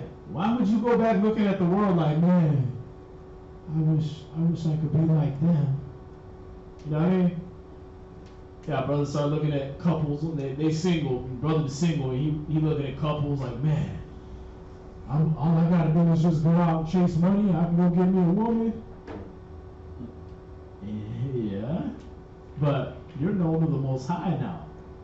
So are you gonna go get that woman and just lay with her and get your rocks off and then roll? You gonna treat her like that? Or are you gonna be a new creature? See that? Because the Most High is now watching you and how you perform there. Y'all see that? Are you gonna perform as if the Most High is watching you, or are you gonna be, oh man, I wish I could just get a bunch of money like they got on Cribs? You know what I mean? All I gotta do is sell some kilos, I'll be alright. Before you start looking at that, before you start trying to turn back to the weak and beggarly elements, remember this, they weak and they're beggarly. You understand? They ain't nothing but well-dressed bums. Y'all see that? Because they doing the same thing that the bum on the corner is doing. Begging the white man for a piece of change, a piece of bread. Y'all see that? That's what they doing out in the world, man. If they making a movie, cool. What they have to do to get that movie? Things you don't even want to read about. You know what I mean? You ever been reading a book and you like, it ain't even got pictures in it. It's just things they're saying in the book. You know what I mean? You're cringing thinking about it. That's what they're doing to get them movies, man. That's what Denzel's doing to get them movie deals, man. Kevin Hart. Yeah, Jamie Foxx, Kevin Hart. That's what they're doing, man. They're doing stuff you don't even want to read about to get that. They're begging. Just like you would look at the bum on the corner and be like, wow, I would never wash windows with that nasty piss water you got just to get 5 cents, just to get $1, man. That's gross, man. How do you live like that? They're doing worse than that. At least the bum is working. You understand? They polishing the windows of your car. These niggas in Hollywood is polishing knobs to get that. You understand? Or it ain't gonna go any worse. Like I said, it's stuff you don't even want to read about. You understand? So before you look at them, that's weak and beggarly, man. It don't take nothing to do to make it in this world. All you have to do is be ungodly.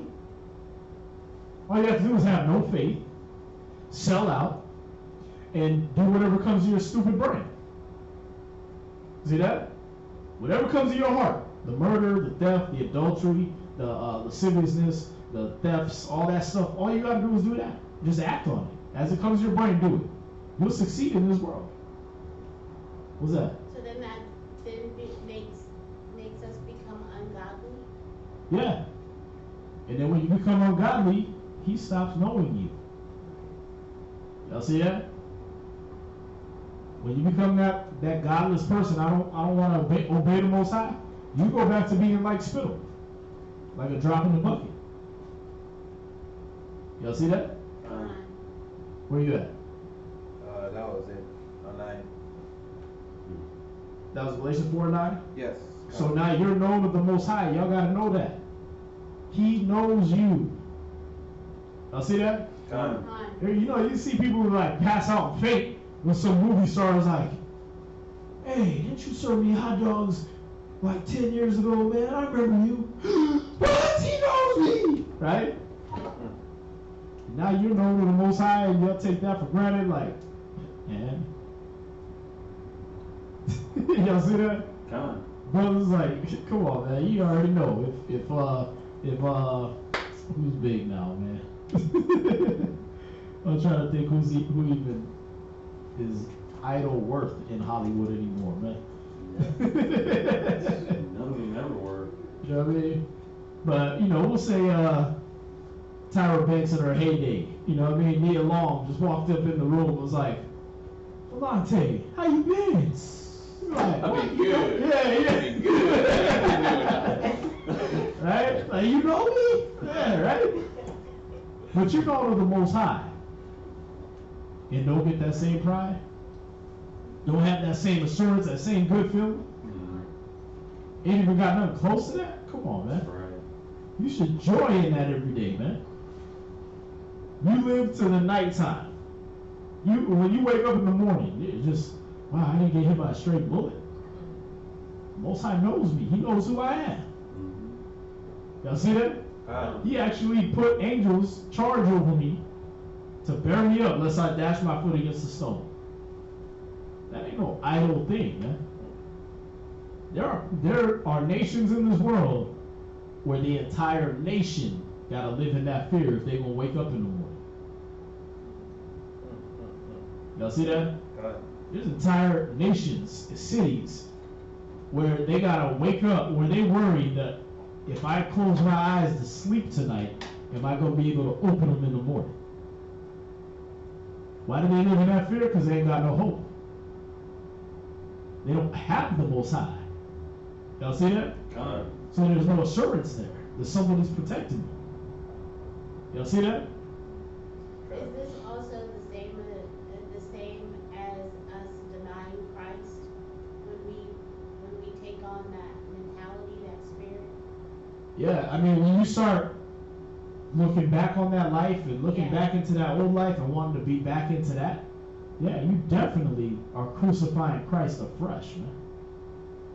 You see that? But yeah, that's you turning back to those weak and beggarly elements. Because whether you acknowledge it or not, you were not the SHIT out there in the world. I say this every time, the humble brothers and sisters, but I didn't know you. I hadn't heard of you. That means the Most High definitely wouldn't. He didn't know nothing about you. Shoot, I ain't even seen any of y'all on social media before you came to the truth. Y'all see that? Now, did the Most High know you existed? Yeah, but did He give it them? Not really. Y'all see that? Like spittle. Do I know it exists? Yeah. Do I care? Nope. That's why you spit it out. Y'all see that? Because you don't mind that. Parts of you care about, right? You don't just bite off your tongue and spit it out on the sidewalk. No, why? Because you care about that, right? But the spittle, yeah. Y'all see that? So we gotta know that the Most High ain't treating us like He does the world, man. He's treating us. He called us a part of Christ's body, man. Y'all see that? He cared about Christ's body. Y'all see that? He protected him all up until it was his time, and even after that. So how much more is He gonna care for you? Where we at? Galatians chapter 4, that was the end 9. Philippians 4:13. Y'all should know this one by heart. Philippians chapter 4, verse 13. I can do all things through Christ, which strengtheneth me. I can do what? All things through Christ. All things through Christ.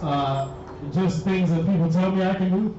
I can do all things through Christ. I have limitations. I can do all things through Christ. I can't do anything. I can do all things through Christ, which strengtheneth me. Y'all see that? God. The Most High is in you. Christ is in you. He said he could do everything. God. I know the churches use that. They like to make that a slogan. They like to make that cliche to where people stop even believing in that. But if Christ is in you, if you've acknowledged that he came in the flesh, if you've been keeping his commandments, he's in you. That means there is nothing that can harm you. Y'all see that? Now, what I'm not saying is you're going to go run around and start fist fights because Christ is in me, I can do everything. You're not going to go run around trying to rob banks. You know what I mean? Oh, Christ is in me, he's with me, he got me. You understand? Like Christ said, it's written, you shall not tempt the Lord your God. Y'all see that? But the reason why, then, okay, if I can't test it, if I can't run out in traffic with no damn clothes on and on Highway 59 and worry about a car hitting me or something like that, if I can't do that, then what the hell do you say he's in me for? What's the point of that? What's the point of knowing it? If I can't tempt him, right? So what was the point of him saying it?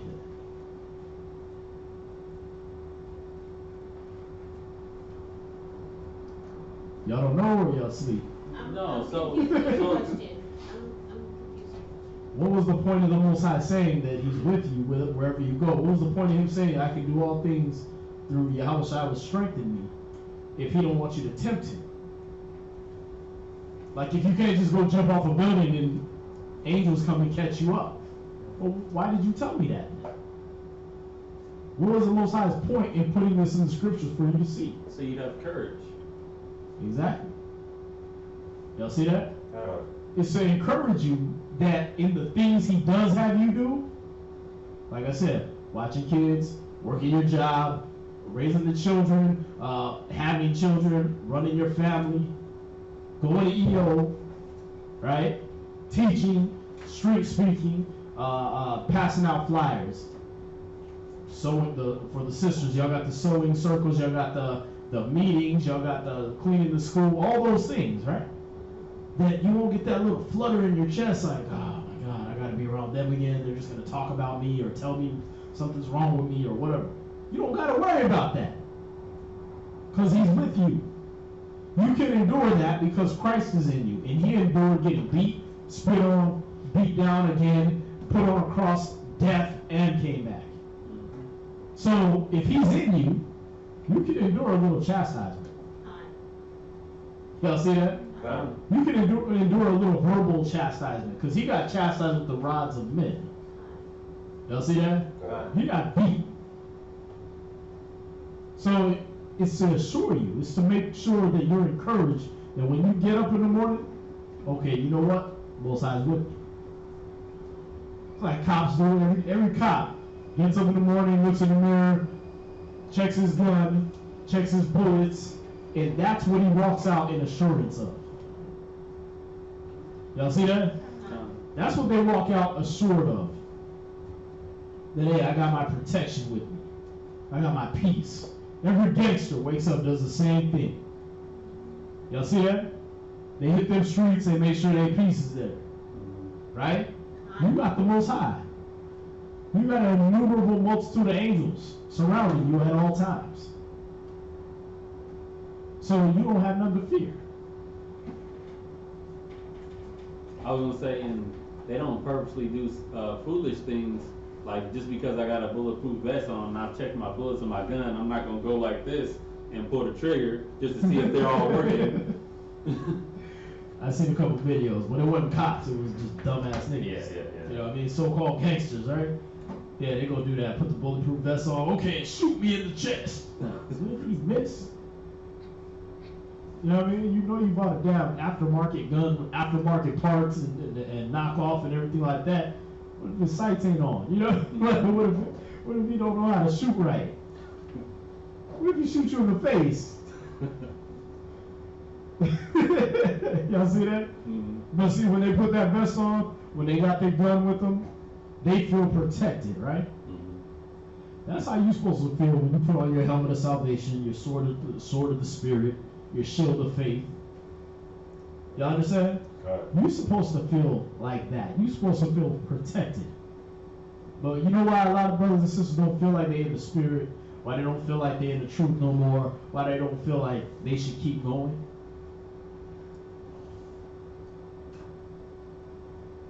Because those thoughts, those stupid thoughts that you were talking about earlier. Yeah. How did the thoughts even get in? Huh? They stop. How did Satan get in? Confusion. Through people. But how does he get to you? He can get in people, but how does he get to you? What separates you from those people he can get in to use against you? You stop believing. You stop believing, Before that happens, there's a step before you stop believing. Stop studying. There you go. You stop putting on your sword of the Spirit. You know what I mean? This is your sword. You understand? You stop putting that on. That's your weapon. That's why you're doubtful. I don't study. I don't know if the Most High is with me. Why? Because I haven't had any assurances given to me. And I don't remember the assurances that were given to me because I haven't studied. I haven't retained the Most High in my wisdom, man. That's why he said about the world, when you go to Romans 1, he said they didn't like to retain the Most High in their knowledge. So what happened? You give them over to a reprobate mind. He does not care about them. Y'all see that? Where you at? Verse 13. Philippians chapter 4, verse 13. I can do all things through Christ, which strengtheneth me. That's really all the assurance you got to give yourself in the morning to get through everything. But you got to know he's with you. See that? And it's going to keep going back in that same circle. Well, how do you know he's with you? Because you're known of him. How are you known of him? Class? Because I keep his commandments. Because you keep his commandments, which shows what? That you love him, which means he loves you. He's in you. And he's in you. Y'all see that? It's really that simple. You just keep backtracking, you're like, damn, okay, that's how it is. Y'all see that? But it's a strong bond. It's a strong bond. Each one of those steps is a link in a chain. When you lose one link, the chain is useless. You understand? As a connection piece, that's useless if you lose a link. Y'all see that? From there, get Ecclesiastes in your Bible. Chapter 3, verse 10.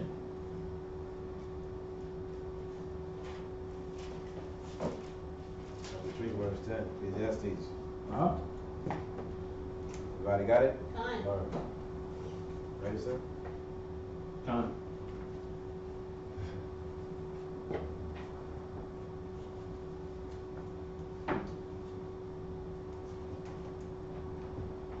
Everybody got it? Fine. All right, Ecclesiastes 3, verse 10. I have seen the travail which God had given to the sons of men to be exercised in it. See that? He gave travail to every person. Y'all know what travail is? It's affliction. Look it up. Travail, trials. Read it again. I have seen the travail which God had given to the sons of men to be exercised in it. Right, so he gave every man travail. And he said to be exercised in it. What the hell does that mean? Well, let's find out what travail is. What's that? Labor says,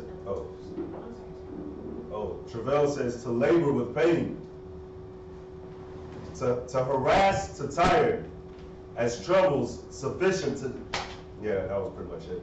To labor with pain. To labor with pain. See that? He gave painful labor to every man on the planet, every woman, every child on the planet. He gave you labor and pain. Y'all see that? That's what you got that through Adam and Eve. Right? He said, in the sweat of your brow, you gonna farm the earth. You gonna work the earth. Y'all see that? So he gave travail, labor, and pain. So you come in the truth and you're like, oh, this is hard. It's hard out there. He gave that to everyone, whether you in the truth, known of him or unknown of him. You got nothing but travail. You got nothing but painful labor coming to you. Y'all see that? Now check this out. He said to be exercised therein. So what is the travail and labor and pain and all that? What is that? What is that good for? What does he use that for? Exercise. To exercise, right? Mm-hmm. To exercise himself? No, us. To exercise you? Yeah. Okay, well, why do you exercise then? Because that builds up your courage, your faith. Nah, because I want to destroy myself. Kill the old you. I go to the gym because I want to destroy myself. No. Nah, right? No. Why do you go exercise? You're stronger. To get stronger, not to get weaker. You exercise to get stronger. So he gave travail, which is painful labor. He gave that to you to get stronger. Why I gotta go through this? So you can get stronger. So you can stop being a little bitch. So you can stop being a punk. Why don't you do that as a human being? Whoever got kids, you know this. Don't you do that with kids to give them some character? Mm-hmm. Put them to work, right? Alright. Look, go outside and dig a ditch. I don't care. Just do it. What is it for? Don't worry about it. Just dig. Y'all see that? Why do you do that? Because it gives them character. It gives them the strength. It exercises them. Y'all see that? You got chores. Throw the trash out.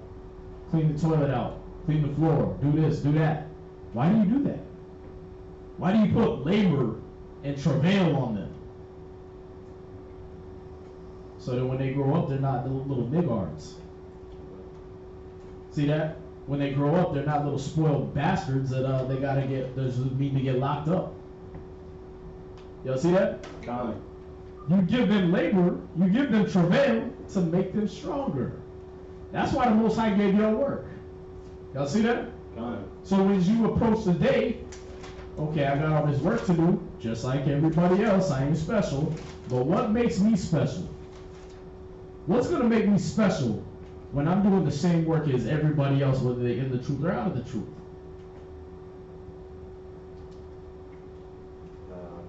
I feel like you're like a living testimony, you know. Actually, you know, like. Okay, it's your living testimony. What else? I was gonna say, it proves the love that I have for the Most High, and vice versa, that the Most High loves me. It's a confirmation. Okay, I mean that's what shows you that the Most High did give you travail. All right, but what's gonna separate you and make you special from all the other people that got labor and travail put on them? But they don't have it, right? Yeah, they do. They got labor and travail. He just said it. Read it again. Let me read it again. I got it. Ecclesiastes chapter 3, verse 10. I have seen the travail which God had given to the sons of men. To some people?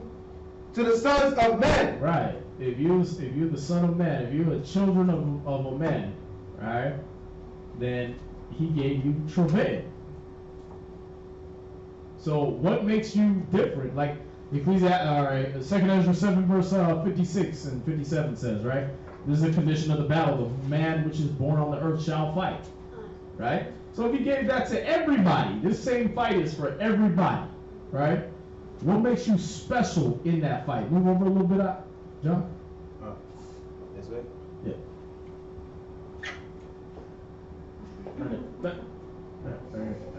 There it is. What makes you special? What's that, sis? Because we're fighting for the Lord, and they're not fighting for nothing. Right, we're fighting with that conscience sake toward the Most High. Y'all see that? Come. Then with us, we know the Most High is with us to strengthen us in everything that we do. Y'all see that? Come. I can do all things through Yahushua which strengthened me. Right? See, if some of y'all blanking out right now, it's because, you know what? You think you know this, but you're going to be the same ones that fall tomorrow. You're going to be the same ones that stumble on this exact same test tomorrow. Because you're going to doubt, you're going to walk around in confusion, you're not going to act like the Most High is with you, and that this is going to pass.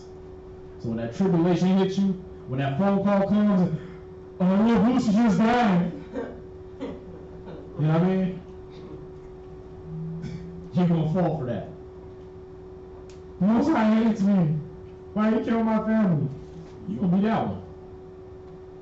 Y'all see that? You're going to fall to these same tests tomorrow. If you wake up and your brain is working, this is going to help you tomorrow. This is going to help you tomorrow, the next day, and the day after that. Because you're going to remember, hey, you know what? I got this. I tell this the same thing to brothers almost every day. They go to EO, they have to live by faith. There's no assurance that somebody's just going to come out the blue and give them enough money to make quota. Y'all see that? The only assurance they got is if the Most High said, if your ways please me, I'll make even your enemies be at peace with you. That's the only assurance they got. So what do they got to do when they go to EO? There it is. It's that simple, right? All I got to do is go up here and please the Most High. I got to do the things that are pleasing to Him. I got to keep His commandments, and His commandments are not grievous. I got to go through this travail, but I got to do it like Ecclesiastes chapter 2 says, whatever is brought upon me, take cheerfully. Y'all see that? That's how I got to approach the day. And know that Yahushua is with me. I mean, I'm keeping my head in the law all day and all night. So the Most High is going to be with me whithersoever I go, right?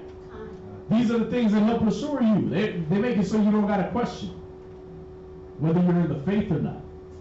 You understand? Where you at? Verse 10? Last precept. To be exercised in it. Right. He gives you that travail so you can be exercised in it, so you can strengthen yourself by working. Y'all see that? Verse 12. Verse 12. I know that there is no good in them, but for a man to rejoice. See, he knows that there's no good in them when they do it. When they get that work and that travail, there ain't no good in them. For the reasons we just said. Their mind is not on the Most High. You see that? So I know there's no good in them, but the only time there is good in them is when he does what? But for a man to rejoice. When he rejoices while he's going through the travail. Y'all see that? That's when there's good in him. Read on. And to do good in his life. And when that person is doing good in their life, when they're not just travailing in wickedness. Y'all see that? When they're not just working for their own pockets and working to take care of their own pleasure. That's when he says that's a good person right there. That's a good sister, man. She don't just watch her own kids. She watches other sisters' kids. Joyfully. Rejoicing. Knowing that she's raising the next generation of Israel. And that brother right there, man, he gives them rights joyfully, man. He entertains brothers while they're in his car. Keeps them happy, keeps them cool. Why? Because it's not just a ride to him. It's time he gets to hang out with his brother. Time he gets to minister with his brother. And nation build. And build the strength and the character of that brother. Y'all see that? He does it rejoicing. That's what makes him good, because there's people giving rides all day. You think every Uber driver is going to heaven? You don't see all the taxi cab drivers are going to be walking into the kingdom? Yeah, I get rides all day. Nah. Y'all see that? Yeah. So it ain't going to be just the works you did. It's going to be how you did the works. And who you did it for. Where was your mind in doing those works? Y'all see that? Questions? You've been here before, right? Yeah. Okay, alright. Yeah. Do faces, like I said. Where you at? Read verse 13. Verse 13. And also that every man should eat and drink and enjoy the good of all his labor. See that? You should be able to eat, drink, and enjoy the good of your labor. Y'all see that? You should be able to enjoy. Okay, I worked. The Most High takes care of me. He brings me the money I need to pay my bills and to take care of my stuff and be able to eat and drink. Y'all see that? That's how your life should be, and that's what you should be content in. See, we get in that Israelite mode of, you see in Facebook, Instagram, Snapchat, and everybody, you know what I mean, oh, look where they're eating today. Look at that plate of food she just Snapchatted. She's in Costa Rica, oh my God, I want to be there. Right? They're ziplining today, oh my God, what am I doing? I'm giving rides to this bitch. Right? Wow, their kids ain't with them while they parachute out of that plane. Look at me, I'm taking care of this little snot-nosed bastard. Y'all see that? See, if you take that travail and that work and you do it cheerfully, and you're going to enjoy the fruit of your labor, man. You can take joy in the fruit of your labor. The Most High is going to take care of you. Y'all see that? Instead of looking into what everybody else is doing, if your focus is on what you got to do, you're going to have joy in that. If it's on things that you don't have, you're never gonna get what you want. You're never gonna fulfill that. He said that in Ecclesiastes also. The eyes of man are never full. You understand? Everything. Oh man, I want that. All right, bro, you just got a new PlayStation 4. Now you gotta have the VR. You know what I mean? Now the VR came out, but the VR doesn't vibrate. What? It doesn't connect to my iPad. I'm depressed. What? Come on, man. The eyes of man are never going to be full. You see that? Oh, you got a car now, but you're looking at the better car over here. You got the better car, but you're looking at this person enjoying their freedom of not having to drive to work. You know what I mean? Mm-hmm. You're always going to be depressed if that's how you look at things. That's why Solomon said, read it again, verse 13. Verse 13. What's up? And also, that every man should eat and drink, and enjoy the good of all his labor. See that? Eat and drink and enjoy the good of all your labor. See that? Don't be wishing about somebody else's fruits of their labor. Enjoy the fruit of your labor. You see that? Whatever you got, if whatever you got was, damn, okay, I paid all the bills and now I got $30. Catch a movie, man. Go to a restaurant. You know what I mean? Go get yourself something nice. Go get your girl something nice. Go get your man something nice. Enjoy the fruit of your labor. When you can take joy in that little bit that's left over, then the Most High say, I'm going to increase you. Y'all see that? Because they're grateful. They're not just looking at like, oh man, look where I ain't going this year. Damn, she going to Jamaica again. I want to go get my groove back. Y'all see that? Nah, that's not how they're thinking. They're thinking on their fruits of their labor. Y'all see that? That's what makes a good person in the Most High's eyes. Where we at? We finished that? Last precept. Go ahead. It is the gift of God. That's how you're acknowledging things. It's a gift of the Most High. Whatever I got left over, after all these bills, whatever I got left over, that's a gift from the Most High. Y'all see that? I got shoes on my feet. My hair is good. It ain't falling all out. My teeth ain't falling out. Okay, cool. The Most High is with me. There's niggas that ain't got no teeth. Some people gotta put in false teeth every morning. And that nigga's grateful he could afford false teeth. Y'all see that? 1 John 3:2. Yeah, I just wanted this class to go out again to strengthen brothers and sisters' resolve and their faith in themselves. You know, we can have faith in the Most High all day. And again, I'm going to say that again because we got people that just started watching, just coming in, whatever. You can have faith in something you can't see all day. You can have faith, and it's fake faith because you can't see it and you haven't experienced it. So it's really fake faith. All right. You can have faith in what you haven't seen all day.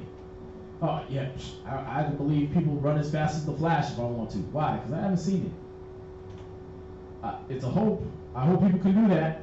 I hope people can have bullets bounce off them like Luke Cage. You know what I mean? Like Superman. I hope that's happening. It's not, but since I haven't seen it, I can still hope that. I can still believe in it. But can I believe that I can be that? Can I believe I can walk on water? You can read the book all day. You're like, yeah, Jesus walked on water. Well, that's Jesus. God was with him. He was God's son, right? He was all powerful. Of course he walked on water. Okay, but he said all these things I do, you can do it greater. Do you believe you can do those things? Y'all see that? That's where we fall every day, man. We don't have no faith in ourselves. We don't have no faith in the promises that the Most High put toward us and said that's already in you. He didn't say like it was something you had. That's why I said that in the faith class before. I can't teach you to have faith. You already do. You see that? You just don't use it. And you don't aim it toward the right things. Everyone who got a job. So that means you believe that crooked ass man that made all that money that day is going to pay you for your work in 2 weeks. You're doing all the work right now, but you're taking an IOU every day, and in 2 weeks, you're trusting that check is going to be in your account. You already have faith. You just got it in the wrong people. Y'all see that? Like, shoot. Let's take away the American capitalist system, right? And let's take away the fact that you ever even heard of that. Put you in another country somewhere, right? Put you in Bolivia somewhere, right? In the jungle. And some guy just walks up to you. He's like, listen, I want you to work all day long, and I will pay you in 2 weeks. You go, what? You want me to work now, and in 2 weeks you'll pay me? Yeah, right. I don't even know you. Y'all see how it is, right? But you do it here in America every day. You go to that same job, you work, and then for an IOU. Y'all see that? You have faith. Do you have faith in yourself, though? See that? You'll have faith in the white man. You'll have faith in the system. You'll have faith in politics. You'll vote. You'll have faith that the nigga at the grocery store ain't robbing you already.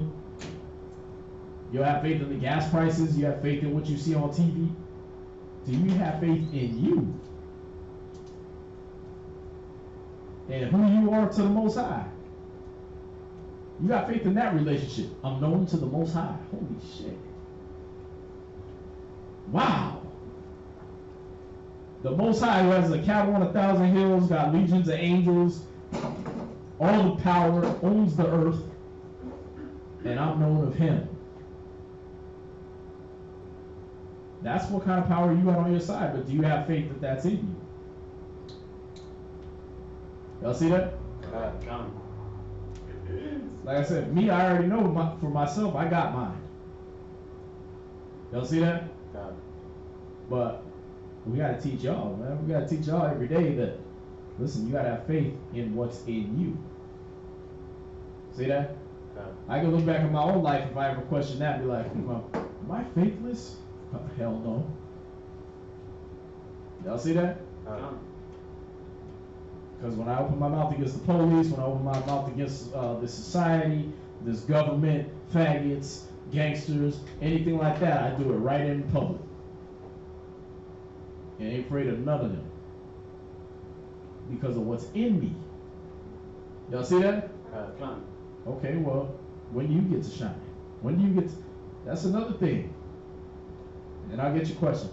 But that's another reason why a lot of us run around faithless in ourselves is that we haven't exercised. We haven't done the travail. We haven't exercised ourselves in the travail. You're not doing the work. It's for you to have something to look back on and say, you know what? Yeah, the Most High had me. I can't blame nobody else but the Most High for that. Y'all see that? Okay, it's one thing if you got a job. But looking at your job, right? Can you look back and say, yeah, the Most High made sure I got, you know what I mean? The Most High makes sure I got paid. No, your boss makes sure you get paid. There's that middleman. See what I'm saying? No, the Most High makes sure I get paid. The Most High makes sure you got that job, but there's always that room for Satan, is what I'm saying. To be able to say, yeah, your boss did that. You know what I mean? Or you were such a good employee. That's what got you. See what I'm saying? Yeah, I see. Well, in the situations I'm talking about, like, okay, you're in the street. You're teaching. You're street teaching, right? You have to look back and say, damn, the cops didn't pepper spray me, mace me, throw flashbangs at me, nothing like that, right? The Most High must be with me.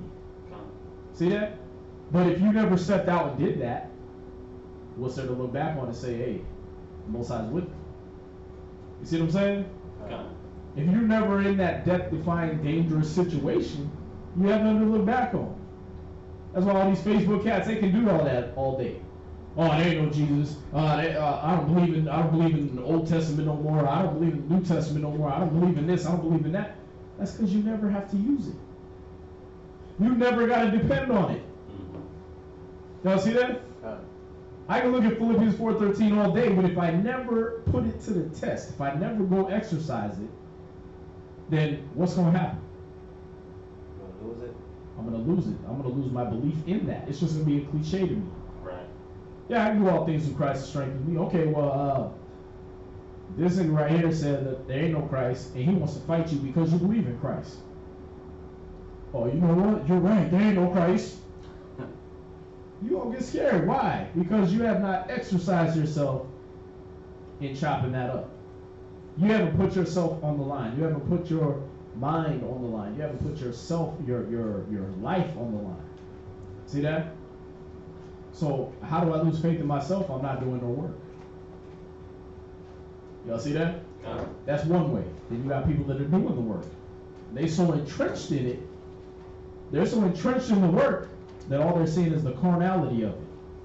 You see that? So now I can't see that the Most High has been with me in doing that. I'm not looking at all the work I've done to say, you know what? The Most High is with me. Y'all see that? Or if I do, I look back and say, yeah, look what I did. Right. Pride. Y'all see that? This is how we lose the faith in ourselves, man. Where you at? 1 John chapter 3, verse 2. Beloved, now are we sons of God? He said, now are we the sons of God. We're the children of the Most High. Go ahead. And it doeth not yet appear. Hold on, stop right there, man. He said, now are we the sons of God. Right. And do it not. Just you gotta let that sink in. Marinate. Yeah, you gotta just really stew on that one. You're a daughter, a son of the Most High. Y'all see that?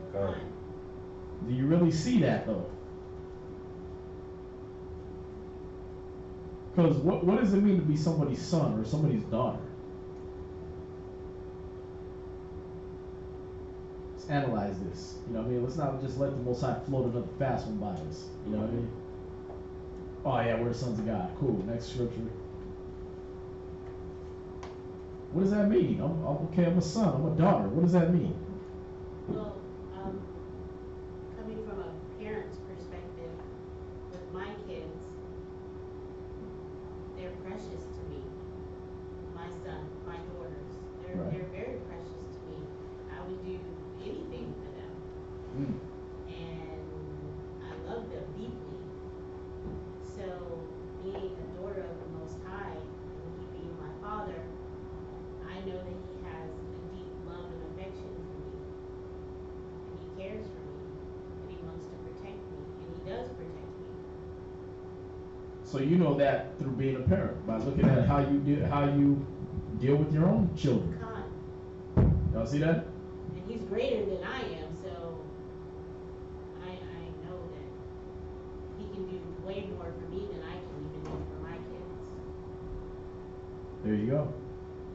Luke chapter 12, verse 32 to go right along with that.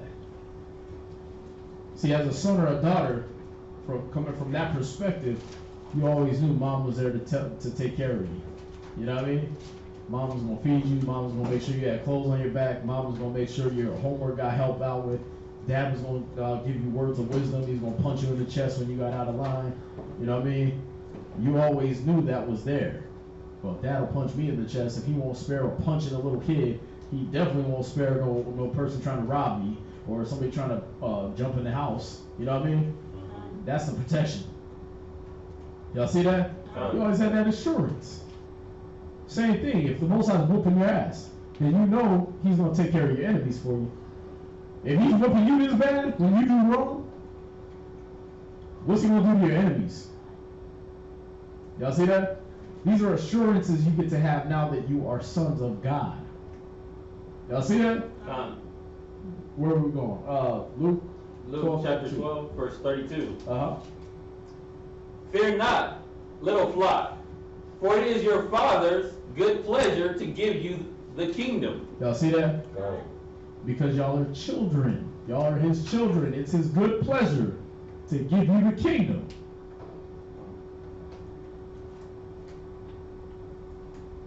But y'all walking around like y'all broke and destitute. Because you don't got what? Money with some dead white guy's face on it? That's fixing to crash, by the way. That whole system's about to crash pretty soon. You see how I say that with a smile on my face? Some of y'all get worried. What am I going to do for money? Why are you worried about that? That shit was fake anyway. That money was fake. That and Monopoly money. You was good either way. Real talk. You was doing the same thing. It's fake money. True, it says it on the money. It says it's a bill. If you go into that sovereignty stuff, you learn what that word bill means. Oh, I got a $1,000 bill. I got a $100 bill. You know what that means? You got a $100 IOU note. You still don't have one. What is a bill? When you get a bill, does that mean that you got money? The electric bill come in, you wave that around. Yeah, I got a bill. Hell nah. That means you owe money. You don't see that? They give you that bill, they saying, I owe you this. You ain't actually getting that. Then you pass it to somebody else. You tell them, I owe you this. Yeah, of fake money. None of it's backed by gold. That's why it's going to crash. It's not backed by anything real. You pass around cotton. I could cut off a piece of my shirt and give you that. Y'all see that? You pass around fake money, but we got faith in this system. So when this system crashes, I ain't worried about that. I'm laughing at that. I'm waiting for it to crash. Because the Most High has always took care of me, not that dollar bill. Y'all see that? Oh, okay, well, the money crashed. Okay, everybody's looting and rioting and everything like that. Cool. Because we're getting ours. We're still going to get fed. We still going to get clothed. We still going to be good.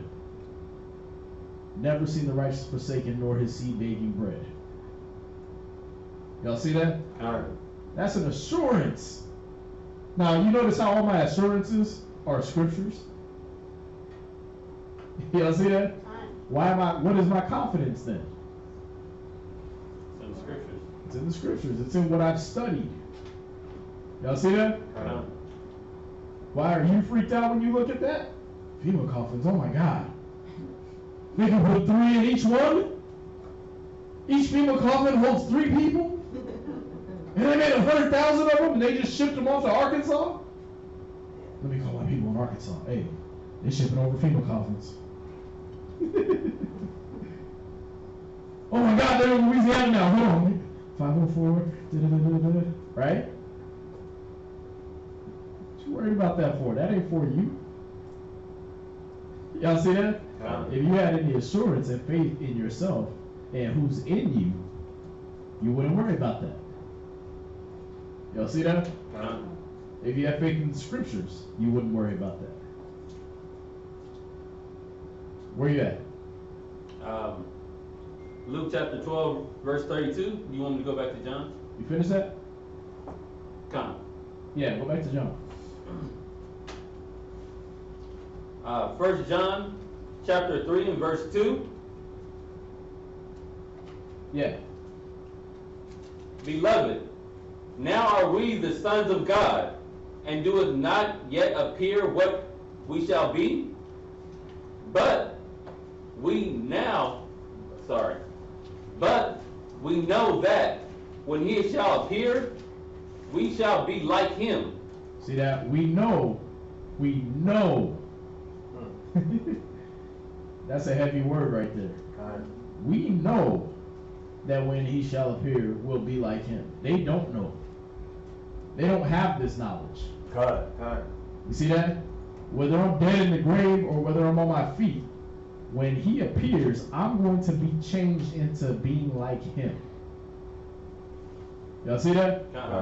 Whatever I'm doing, if he comes back and he finds me doing this work, then I'm going to be changed in that instant to be like him. That means I'm going to be an heir with him. Everything he inherits, I will inherit. Yep. Y'all see that? Kind Very deep. It's the things. It's so deep, people forget it every day. Then we get to not knowing who we are anymore. You're the sons of God. Y'all see that? He's gonna take care of you, man. Where you at? Last precept.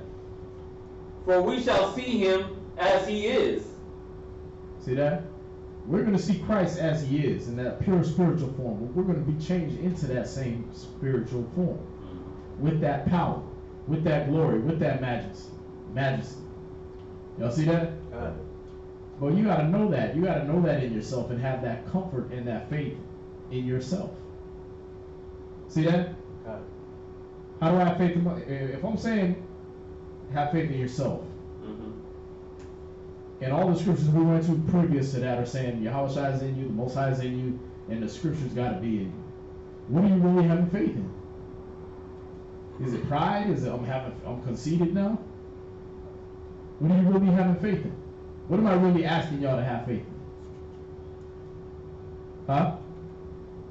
Most High. Most High, Christ, and the scriptures, right? Yeah, true. The things that are supposed to be in you. Right. See that? It's no longer you. That old you is gone. There's nothing to have faith in. Right? Rhonda's not there no more, right? There's nothing to have faith in that. You're having faith in what is now replaced Rhonda. See that? Which is the scriptures, which is the Most High, which is Christ. Y'all see that? All right. Where you at? Who had the hand up? Oh, I did. I was saying, I was going to ask,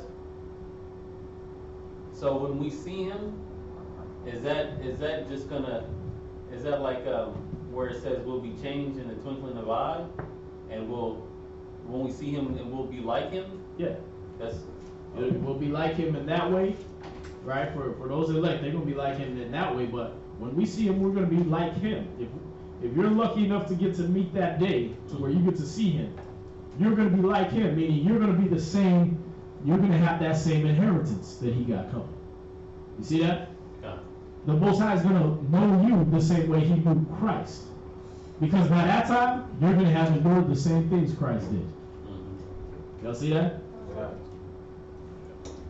That was it. That's it on that? Yeah. Did you want me to go to verse 3? Nah. Okay. Let's go back. Or where were you at? 1 John chapter 3, and I read verse 2. Yeah, we hit Romans 8 verse 14.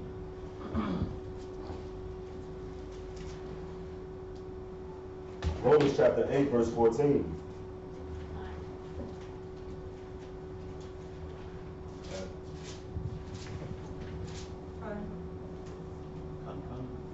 Romans chapter 8, verse 14. For as many as are led by the Spirit of God, they are the sons of God. See that? When do you become a son of the Most High? When do you become a daughter of the Most High? When you're led by the Spirit of the Most High. Now we gotta go back to the basics. What's the Spirit of the Most High? Huh? Scriptures. Prove it. Good answer, but prove it.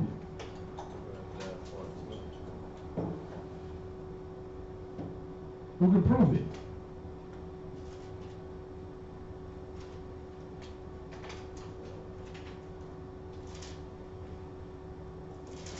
Give me St. John 6:63. St. John chapter 6, verse 63. St. John chapter 6, verse What you got? I was trying to get words that I speak unto you, they are spirit and they are life. St. John 6, verse 63. And I was in Joshua too. Joshua went over. The Joshua went over. Right, the law, the book of the law, right? But we're going to find out what is the Spirit of the Most High. Go ahead. St. John chapter 6, verse 63.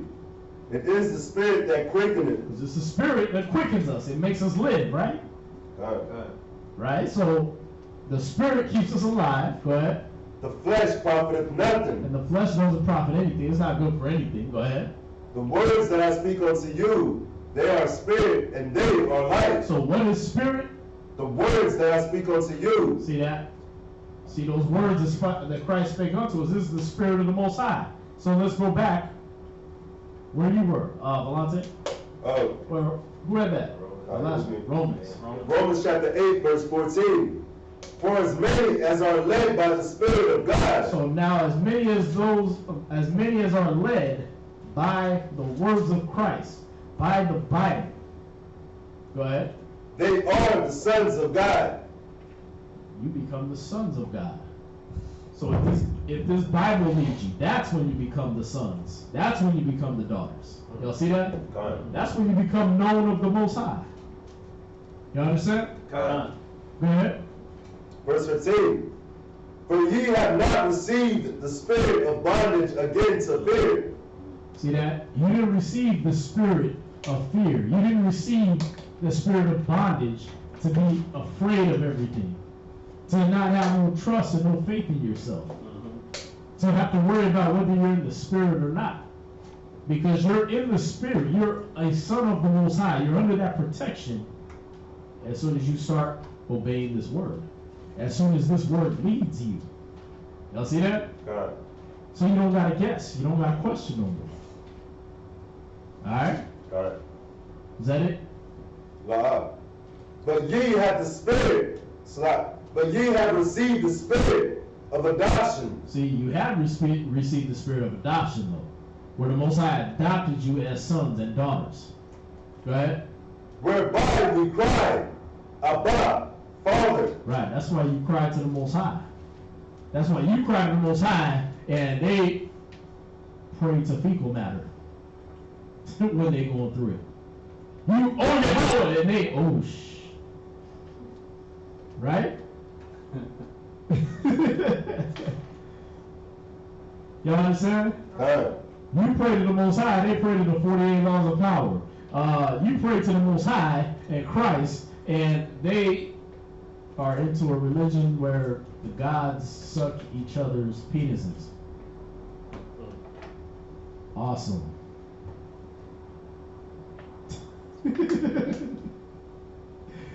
Y'all see that? That's why you're better than them. You understand? You don't get involved in the same damn foolishness they into. Where you at? Verse 15. Verse 16. The Spirit itself bears witness with our spirit that we are the children of God. Y'all see that?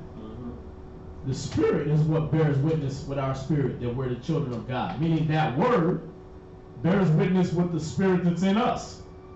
See that? Why? Because if the word is in you, you're reflecting the word. You're reading the word and saying, I accept that. I accept that. I do that. I am that. Y'all see that? So it's telling you you're a child of the Most High. Because you follow his word. You keep his commandments. Y'all see that? Go from there. Hit Galatians 4 verse 6.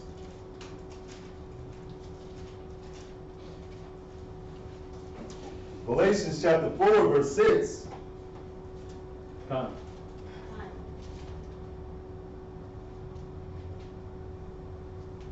Everybody got it? Go ahead. Galatians chapter 4, verse 6. And because ye are sons, God has sent forth the Spirit of His Son into your hearts, crying, Abba, Father.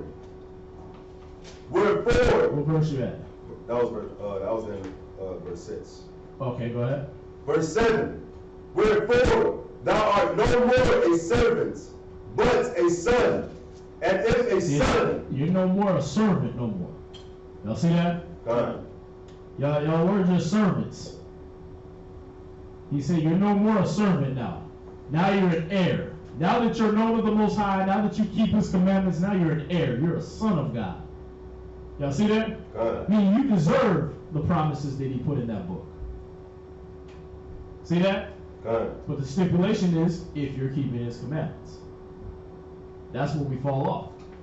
See, we can do all those things, as Yahweh Shai said, and greater, right? If we kept the Most High's commandments. That's why it says sin separates you from the Most High.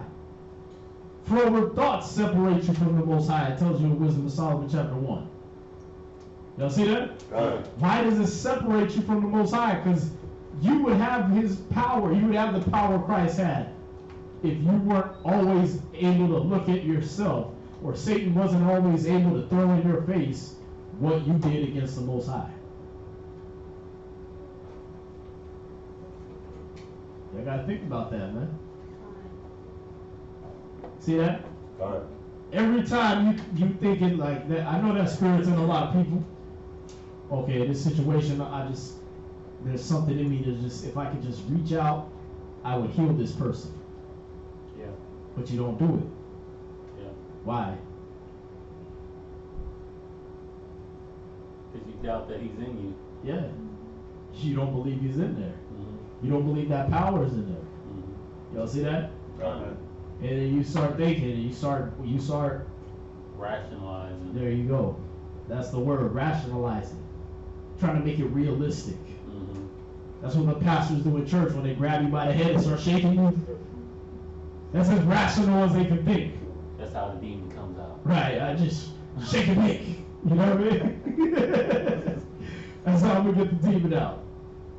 Like I'm gonna just shake your head, and then as soon as you open your mouth, you're gonna explode like a soda pop bottle, and that's how it's gonna work. Y'all see that? That's what we try to do. We try to put ourselves and involve ourselves in there when it's what's in us. It's Christ that's in us that gives us that even that thought to have that compassion on a person who's blind, sick, and maimed, or whatever, to want to reach out to heal them. But what do? Yeah, but I'm not right with the Most High, so He ain't gonna do it. And Satan always throws that in your, hey, look at this, look what you did, look what you do, look what you did this morning, look what you did right now. See that? Mm-hmm. Look at them lies you tell them, look at how you live in that lie, look at how you acting like this, look at how you doing this. Yeah, I'll pray for you. You had it in you the whole time. Y'all see that? God. That's what that's what got exorcised out of Peter. To where his shadow walking by somebody could heal him. Y'all see that? Look, silver and gold, I don't have any, but what I do have, I give to you. Right. Receive you the Spirit, take up your bed and walk. Mm-hmm. Y'all see that? God. That's what Peter started to learn after he got exercised in being faithless.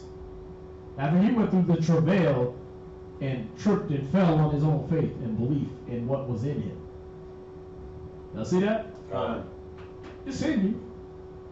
Just the fact that you want to do it. You don't just pass by them and look at them like, Most High hate you. You know what I mean? The fact that that's in you is showing that Christ is in you. It's the same compassion. Mm-hmm. Y'all see that? God. Like Quetzalcoatl was talking about the other night. It's that same compassion in you.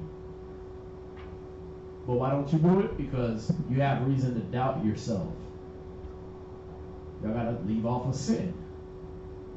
See that? If you lay off that sin, it's that weight that so easily besets you. If you lay off of sin, you're able to go ahead and do the things that Christ said you could do. Because there's no doubt. There's nothing conflicting. There's nothing saying, nah, I can't do it, or the Most High is not with me. Y'all see that? Con. Exercise yourself in that faith. Alright? Where you at? Verse 7. Uh-huh. From the top. Wherefore thou art no more a servant, but a son. And if a son, then an heir of God So through Christ. if you're a child of the Most High, then now you're an heir of what the Most High owns. Y'all see that? Con. Now what he has, you're a partaker of. That heavenly gift. Y'all see that? God. Look, he's already saying this stuff is past tense, as if you already got it. Y'all see that? God. It's in you. You just gotta believe. You gotta believe in you. You gotta believe in your connection that you're building with the Most High. Y'all see that? God. Where you at? Verse 8. How Remember big? Romans 8 verse 19.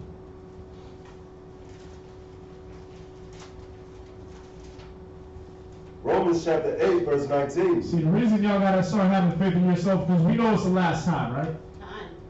We know it's the last days. Con. Earthquakes in diverse places, check. Haiti just got hit a couple years ago. It was Haiti, what? 2 7.5 earthquakes back to back. Right? Time. You ain't hear nothing about Dominican Republic, right? Nah. You know it's on the same damn island, right? God. Con. You ain't heard nothing. Floods, earthquakes, none of that. You're good. Judgment's going to begin at the house of the Most High first. Haiti, the Levites, they are in his house. Y'all understand? God. They getting hit with all that. Y'all see that? God. But read it again. Romans chapter 8, verse 19. See, why do we gotta know that it's the last time? Why is that important to know? Why is it important to know we're the sons of God in these last times? Read. Romans chapter 8, verse 19. For the earnest expectation of the creature waiteth for the manifestation of the sons of God. Because even those beasts out there, those other nations, the other people out there, Israel that doesn't believe, they're still waiting for proof. Y'all see that? God. They're still waiting for this Bible to prove itself true through you. Yep. They're waiting for you to manifest. Y'all know what that means? The manifestation of the sons of God. Do y'all know what that phrase means? The revealing. The revealing, okay. Show forth. They're waiting for y'all to show forth. They're waiting for you to prove it in your life. Let me see what the Most High does for you. Right. Then I'll follow. Right.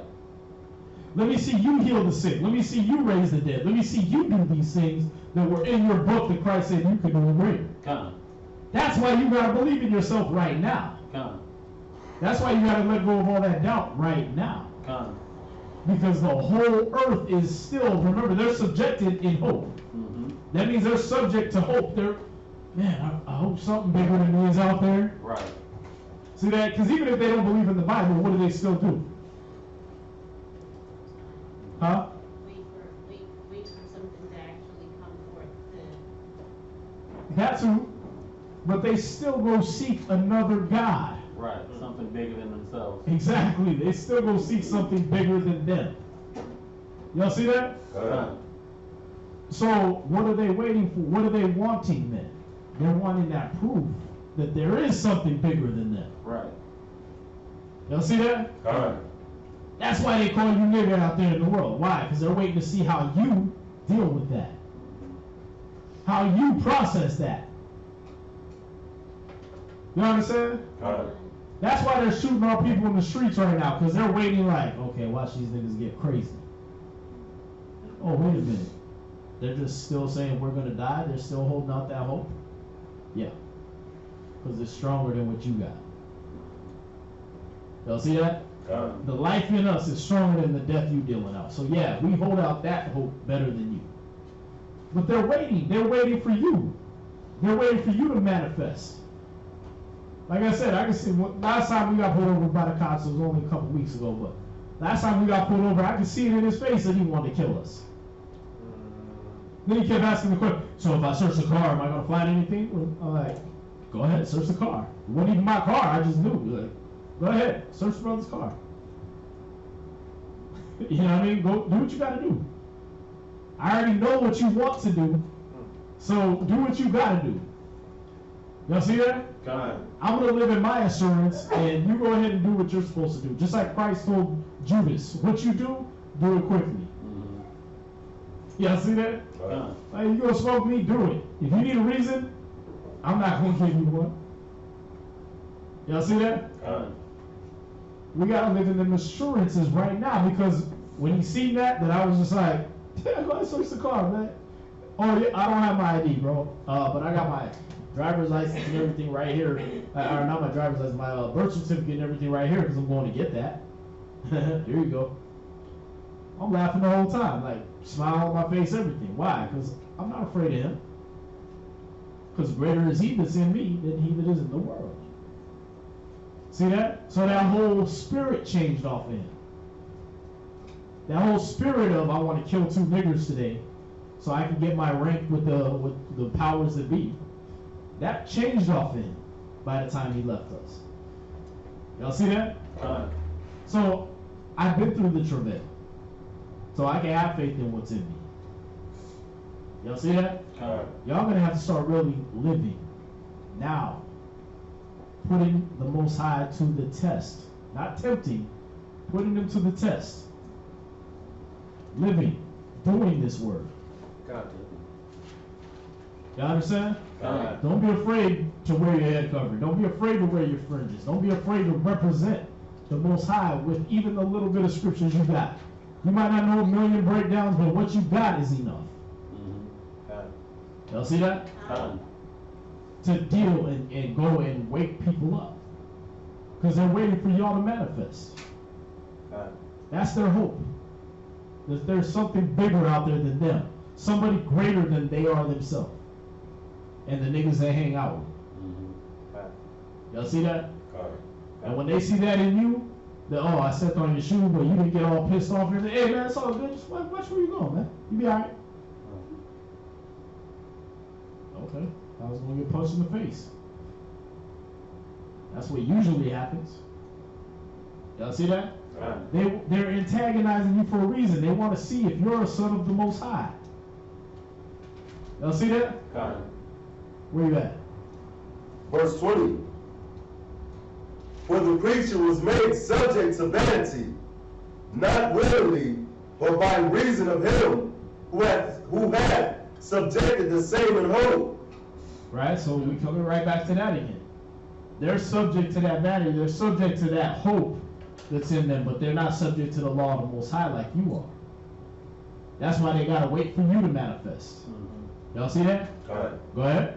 Verse 21. Because the creature itself also shall be delivered from the bondage. What? Shall be delivered from the bondage. God, all you nations is gonna die. Y'all going all into slavery. The creature itself also shall be delivered from the bondage. See that? They will be delivered from bondage too. Y'all see that? From that bondage of Satan and sin. They still gonna be servants. They still gonna be slaves. If they led into captivity, they will go into captivity. But they're gonna be free from that bondage that Satan has them under. That hopelessness that Satan got them under. Through you. Y'all see that? Where you at? The bondage of corruption into the glorious liberty of the children of God. See that? They're not going to be subject to death. They're going to be able to be in the liberty of the children of God. That means they're going to be able to be free to live without worrying about being killed by something random. Being killed by killer clowns. They ain't going to have to worry about that no more, because we ain't going to be letting killer clowns just run around. You understand? What's that? Oh, I thought you had your hand up. Where you at? Verse 22. Go ahead. For we know that the whole creation groaneth and travaileth in pain together. See, there's that word again. The whole of creation is going through it. I don't care if you're watching MTV Cribs. I don't care if you're watching Housewives of wherever the hell. I don't care if you're watching, you know what I mean, whatever whatever you seeing out there that got you tempted to want to go back to that old life and try to be somebody famous or have a lot of money or fame and all that, whatever you're watching, they're travailing also. Y'all see that? God. They go through the same kind of pain and travail you going through. They just don't know why. They just don't have a purpose. Y'all understand? God. Where you at? Until now, verse 23. And not only they, but ourselves also. See that? Not only they groan in travail, but we also groan in travail. Go ahead. Which have the first fruits of the Spirit. The ones of us that got the first fruits of the Spirit, we're the ones getting the first fruits. We get the understanding of the Bible. You understand? God. Even we are going through it. All the creation is going through it with us. Read. Even we ourselves grow within ourselves. Go ahead. Waiting for the adoption. Waiting for what? For the adoption. Go ahead. To wit, the redemption of our body. See that? We're waiting for that adoption. We're waiting to be grafted into that main body, that spiritual body of Christ. Y'all see that? And they're waiting for us to get to that level. They're waiting for us to be found acceptable to be pulled into that spiritual body. Y'all see that? God. Why? So that we can run this whole earth the way it was supposed to be run. Y'all understand? God. Where you at? Verse 24. For we are saved by hope. We're what? Saved by hope. We're saved by the hope that's in us. Why? Because our hope ain't for the next bundle of money to come through. Our hope ain't on the next car, our bills to get paid. Our hope is past that, man. That's elementary. Our hope is in the Most High and Christ coming and making us like Him when He comes. That's our hope. Y'all see that? Go ahead. But hope that is seen is not hope. For what a man seeth, why doth he yet hope for? See that? We don't. You're not going to hope for it if it's already here. That's what He's showing you. That's why it's coming. That's in the making. It's coming through you, making yourself into something better every day. Go ahead. Verse 25. But if we hope for that we see not, then do we with patience wait for it. See, we don't hope like them. They see what they hope for. So that's not hope. That's just covetousness.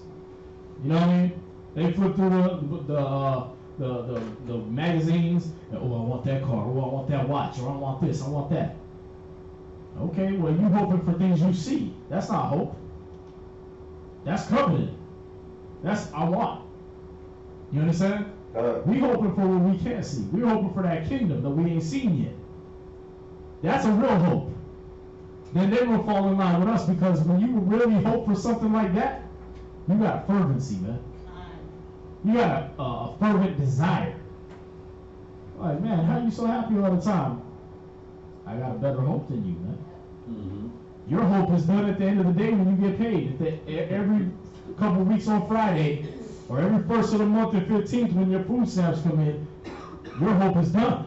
You ain't got nothing left to hope for until two more weeks come by. You see what I'm saying? My hope hasn't even shown itself yet. My hope is something you can't even dream of. I can't even conceive of yet. You see that? So I'm pushing toward that while you pushing toward the end of the week. Which one of us got a bigger hope? Which one of us got something we should actually be striving for? Yours is here on earth, where you can see it. Mine has not been seen yet. Y'all see that? That means I'm going to strive harder, because it's promised that what I'm hoping for is bigger than what you can ever think about. Y'all see that? Go ahead. That was 25? That was you kind. That was it? Verse 26 or? Ecclesiastes chapter 12, verse 13. So what we're about to start going into now, we're going to find out, okay, how do I keep that assurance then? How do I keep that faith in myself? What's going to make it's going to blow your mind how easy it is. Read that Ecclesiastes 12, verse 13. Ecclesiastes chapter 12, verse 13. Who will pity a charmer that is bitten with a serpent? No, in the Bible. Oh. Ecclesiastes 12 and 13.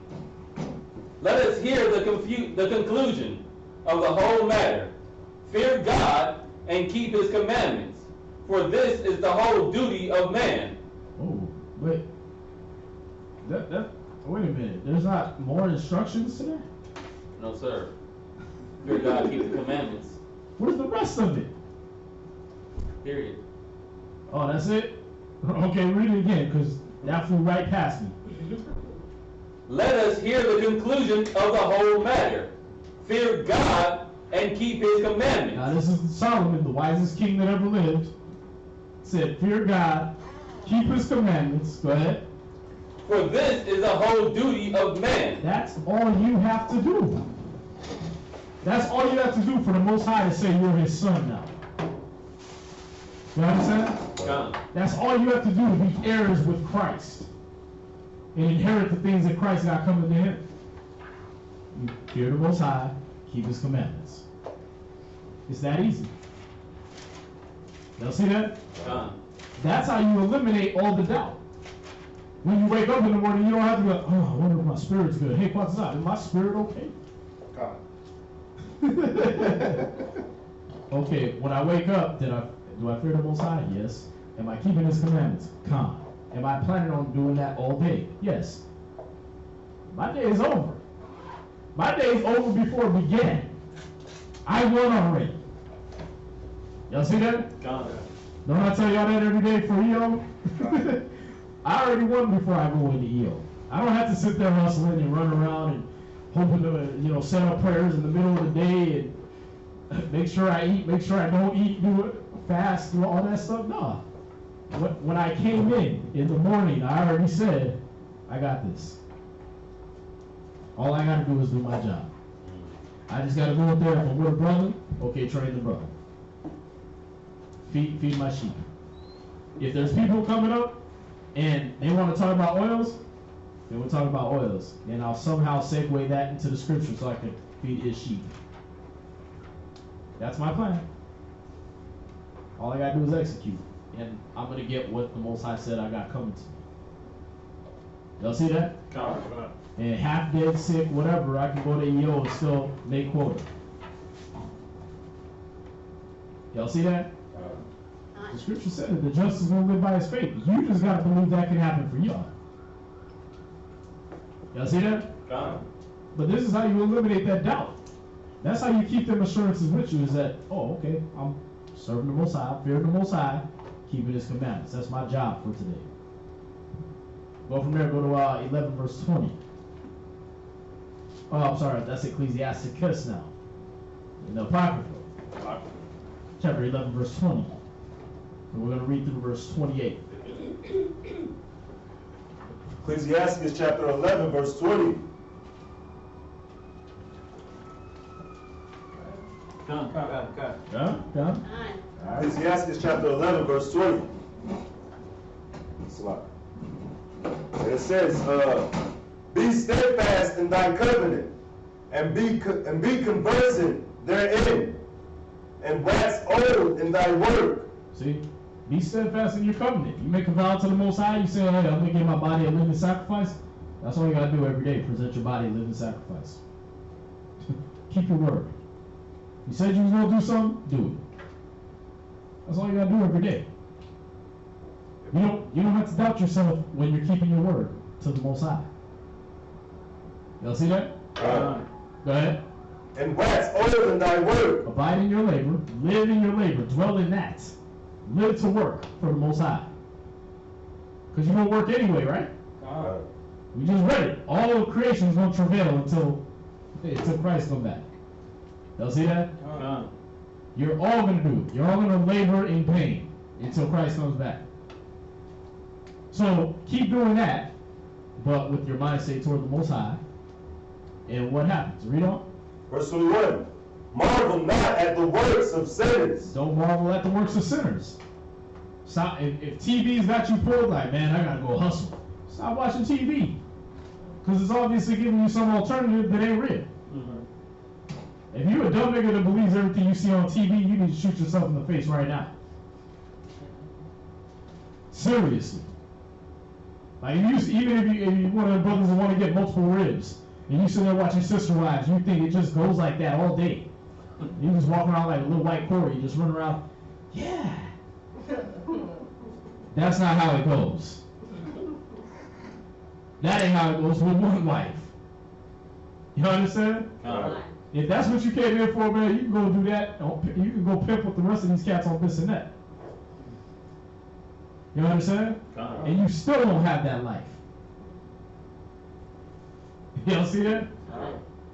Be over there posting one of them dumbass Facebook posts with your dirty drawers on it, talking about if your drawers don't look like this, you ain't hustling for real.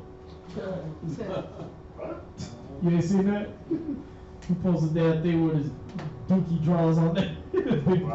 Big crap stain right in the middle, talking about if your drawers don't look like this at the end of the day, you ain't a real trap star.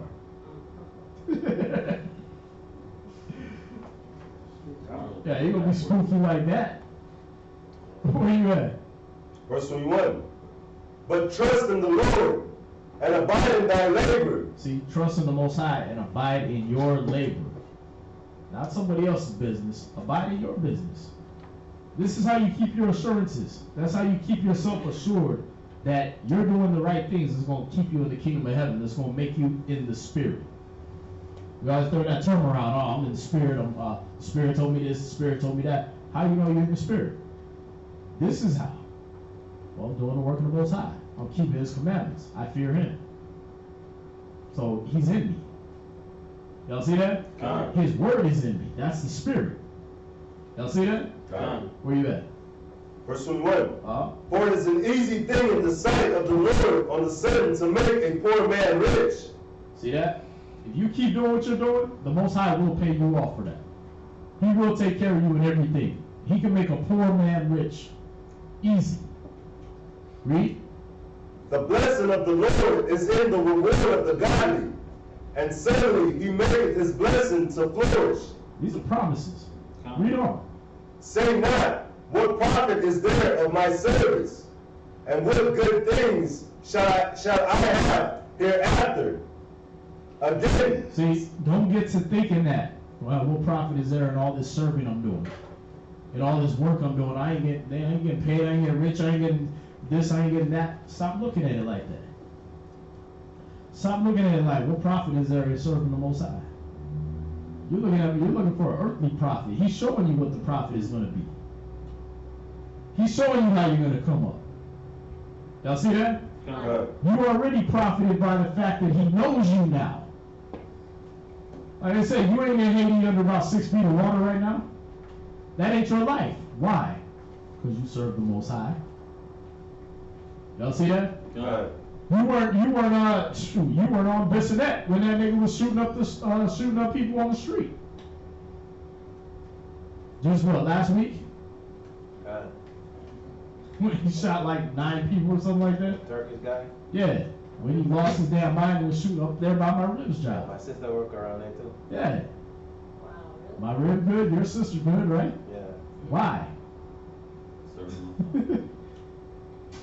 They serve the Most High, or we praying for them. Y'all see that? And we abide in our labor. So what profit is there in serving the Most High? You're alive right now. Yeah, you're struggling, so what? You're struggling like everybody else. But you're alive. Your brains ain't half blown out. You understand? You ain't got to worry about skipping around landmines on the way to work or school or nothing like that. You laughing, Afghanistan is feeling that. You understand? Iraq, Vietnam is still stepping on 50-year-old landmines, man. That's real talk. Still unearthing 50-year-old bombs that a plane dropped that didn't go off right then, but they still blowing up here and there. Y'all see that? You ain't got to live like that. Because you abide in your labor and the fear of the Most High. Go ahead. Again, say not, I have enough, and possess many things. See, don't get to this point. And this is how you will keep all your assurances and faith in yourself, and know that you're good is that you don't sit back and start saying, you know what? I got everything I need. You know what I mean? Like I said, brothers kick back, oh, I got my rib. She take care of me. I don't need y'all niggas. I'm pulling back. You'll see that? Yeah, I see how the truth has benefited me, but now I got this. Now I got this money coming in. Or now I got these things. I got all the things I wanted from the truth. So y'all take care of the truth. Y'all can take care of that work. I'm gonna do me.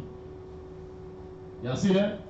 As long as you ain't doing that, as long as you're not doing that, you don't have no doubt in yourself. See, when you done left off, that's when you got doubt in yourself. Now you only depend on you. And you know the Most High ain't with you. Y'all see that? You know He's not there, so all you got is yourself. So you better have a super ego, man. You better have a Kanye West ego. You know what I mean? If you want to survive in this world. Where you at? And what evil can come to me hereafter? See that? He said, don't start thinking like this. Don't start thinking like this, that, okay, I got everything I need. What bad could happen to me? Y'all see that? As long as you don't get in that comfortable, lax, complacent mode, dealing with the Most High, you're counted as sons. You can always live in the surety that you're good. You know what I mean? You don't gotta go, when you take your shower, you ain't gotta shower with one eye open. You know, you get that vision, just like all of a sudden the stormtroopers came in as soon as you close your eyes. Or all them horror movies come into your brain, like there's a killer clown waiting right outside the bathroom stall. Psycho. Y'all remember that movie, right? Way back. Hey, that's what you do every time you close your eyes. You just picture somebody coming in stabbing you to death. Like, why? You don't have to worry about that when you're under the Most High. Y'all see that? Where are you at? Verse 25. Uh-huh. In the day of prosperity, there is a forgetfulness of affliction. And in the day of affliction, there is no remembrance. There is no more remembrance of prosperity. See, when you go through it, when you got it, then you stop forgetting what you did to get there. You can't do that. Then when you're in affliction, you can't remember when you were ever up. You can't remember when the Most High ever took care of you. Right. You can't do that either. Y'all see that? In everything, you got to remember the Most High did that for you. Go ahead. Verse 26. For it is an easy thing unto the Lord in the day of death to reward a man according to his ways. See that? See, we're going through this because these are the things that cast doubt in your mind and yourself. That's what makes you doubt yourself. Prosperity, I forgot what it took for me to get here. Affliction, I forgot what kept me through my last afflictions. I forgot that everybody goes through this, and I ain't just special like that. I have to go through mine. But the Most High got me. Y'all see that? That's when you start running around like a chicken with your head cut off because you can't figure out how to get through this. Or I don't know if I'm going to make it. Or, I'm feeling some type of way, I quit. Okay. Well, you lost faith in yourself, and since the Most High, the Scriptures, and Christ were in you, you lost faith in all of them too. Y'all see that? Where you at? Verse 26. For it is an easy thing unto the Lord in the day of death to reward a man according to his ways. See, you gotta remember this, man. In the day of your death, that's when the Most High rewards you according to how your ways were. If you die peaceful in your bed, no pain, no torture, that's the Most High rewarding you for how you lived your life. You die smashed up in a car accident and they gotta pick pieces of your skull out of the engine block. We know how you lived. Y'all understand?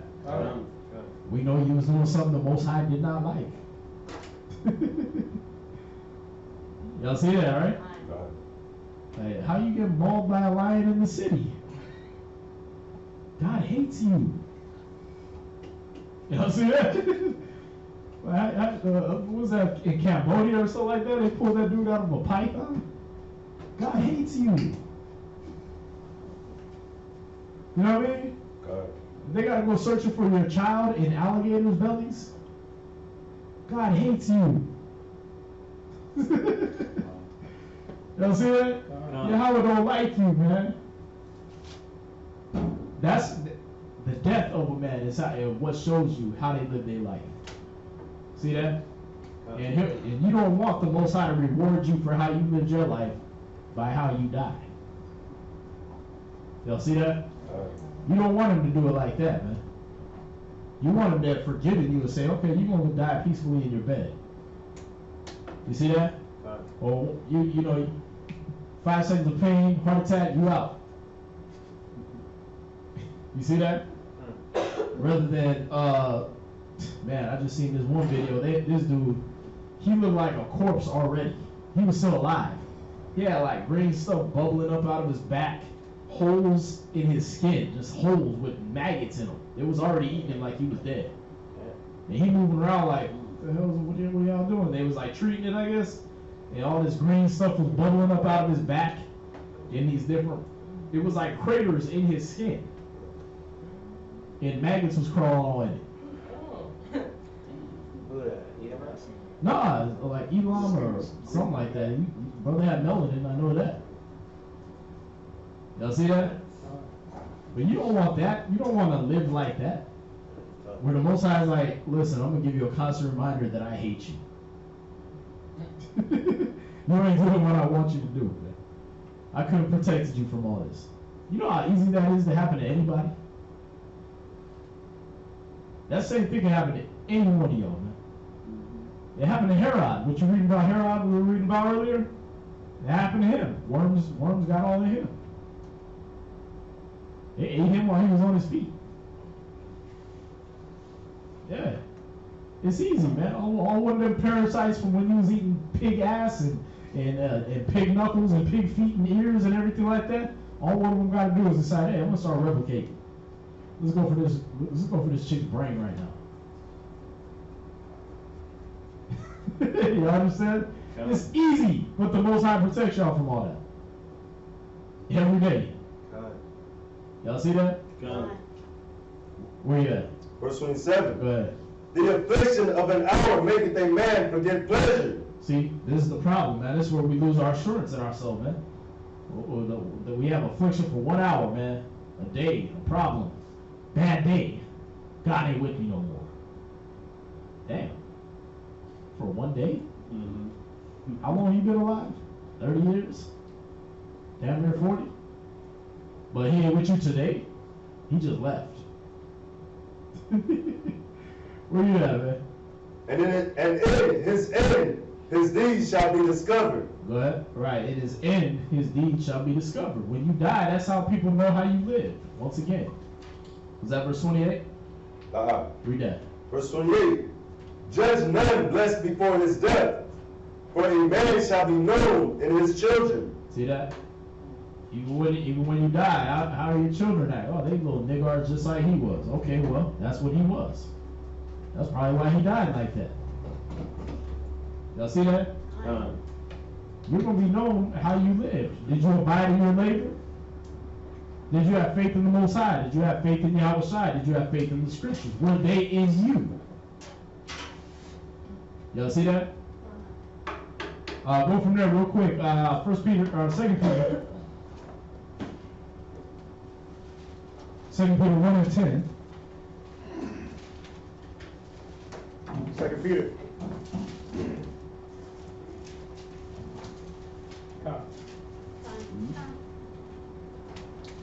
This is 2 Peter chapter 1 and verse 10. Wherefore, the rather, brethren, give diligence to make your calling and election sure. This is all you got to do. It goes along with what we just read. Abide in your labor. Fear the Most High. Keep His commandments. Make your calling and election sure. Make sure that the things that the Most High called you to do, you're doing. It's that simple. Go ahead. For if ye do these things, ye shall never fail. You do that, you can't fall. You can't fail. You can't fail the test. You already got the A. All you got to do is keep showing up to class. Y'all see that? Abide in your labor. Do your work that He put on you to do, and you can't fail. If you're a wife, keep being a good wife. If you're a husband, keep being a good husband. You got kids, keep being a good father, mother. You in a camp, okay. Keep being a good brother, keep being a good sister. You do those things, you can't fail. Go ahead. Verse 11. For so an entrance shall be ministered unto you abundantly into the everlasting kingdom of our Lord and Savior, Yahweh Shai. See that? You're going to have an entrance into the kingdom, guaranteed. That's easy enough. Isaiah 65, verse 22. Isaiah 65 and 22.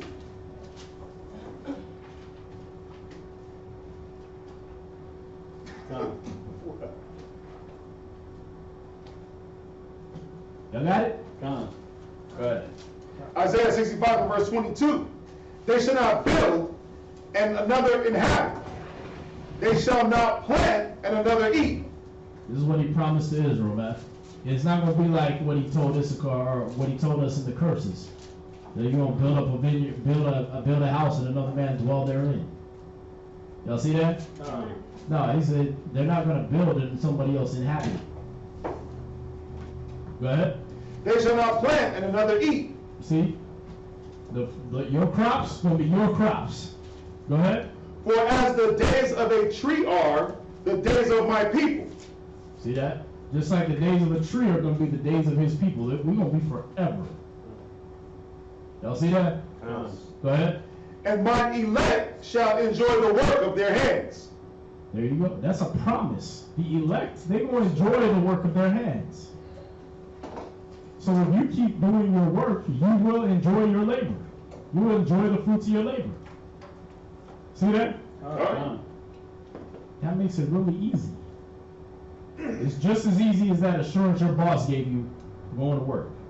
That you believed in, and every 2 weeks you collect on, right? And he shorts you. He don't give you what you're worth. He don't give you what you work for, nothing like that. He shorts you every time. Y'all see that? But the Most High promised you more than you could dream of. And he won't short you. Y'all see that? So how much more you want to have faith in him? You put your faith in the Most High, you put your faith in wickedness all your life. Now put it in yourself. And put it in him that dwells in you. Y'all see that? Any questions?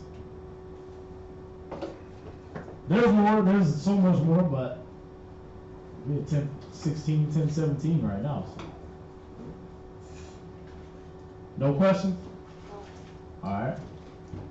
But yeah, like I said, again, I wanted to give y'all that because a lot of brothers and sisters run around without knowing why they're in the truth, or if they're in the truth, or if they're in the spirit and things like that. And this is the one simple class to show you, yeah, you're in the spirit. Or not. Alright? Alright. With that, we're going to conclude class again. Saturday night sundown to Sunday night sundown is the Day of Atonement. No food, no water. It's a fast to the Most High. Alright? That's the 8th sundown to the 9th sundown. Day of Atonement. Saturday night to Sunday? Saturday night to Sunday night. So that means Friday night to Saturday night is a Sabbath. Saturday night to Sunday night is another Sabbath. Alright, so no sex, no drugs, no rock and roll, whatever you into. Alright. But yeah, with that, we're going to conclude class. We appreciate y'all joining us, and we'll say shalom. Shalom. Shalom.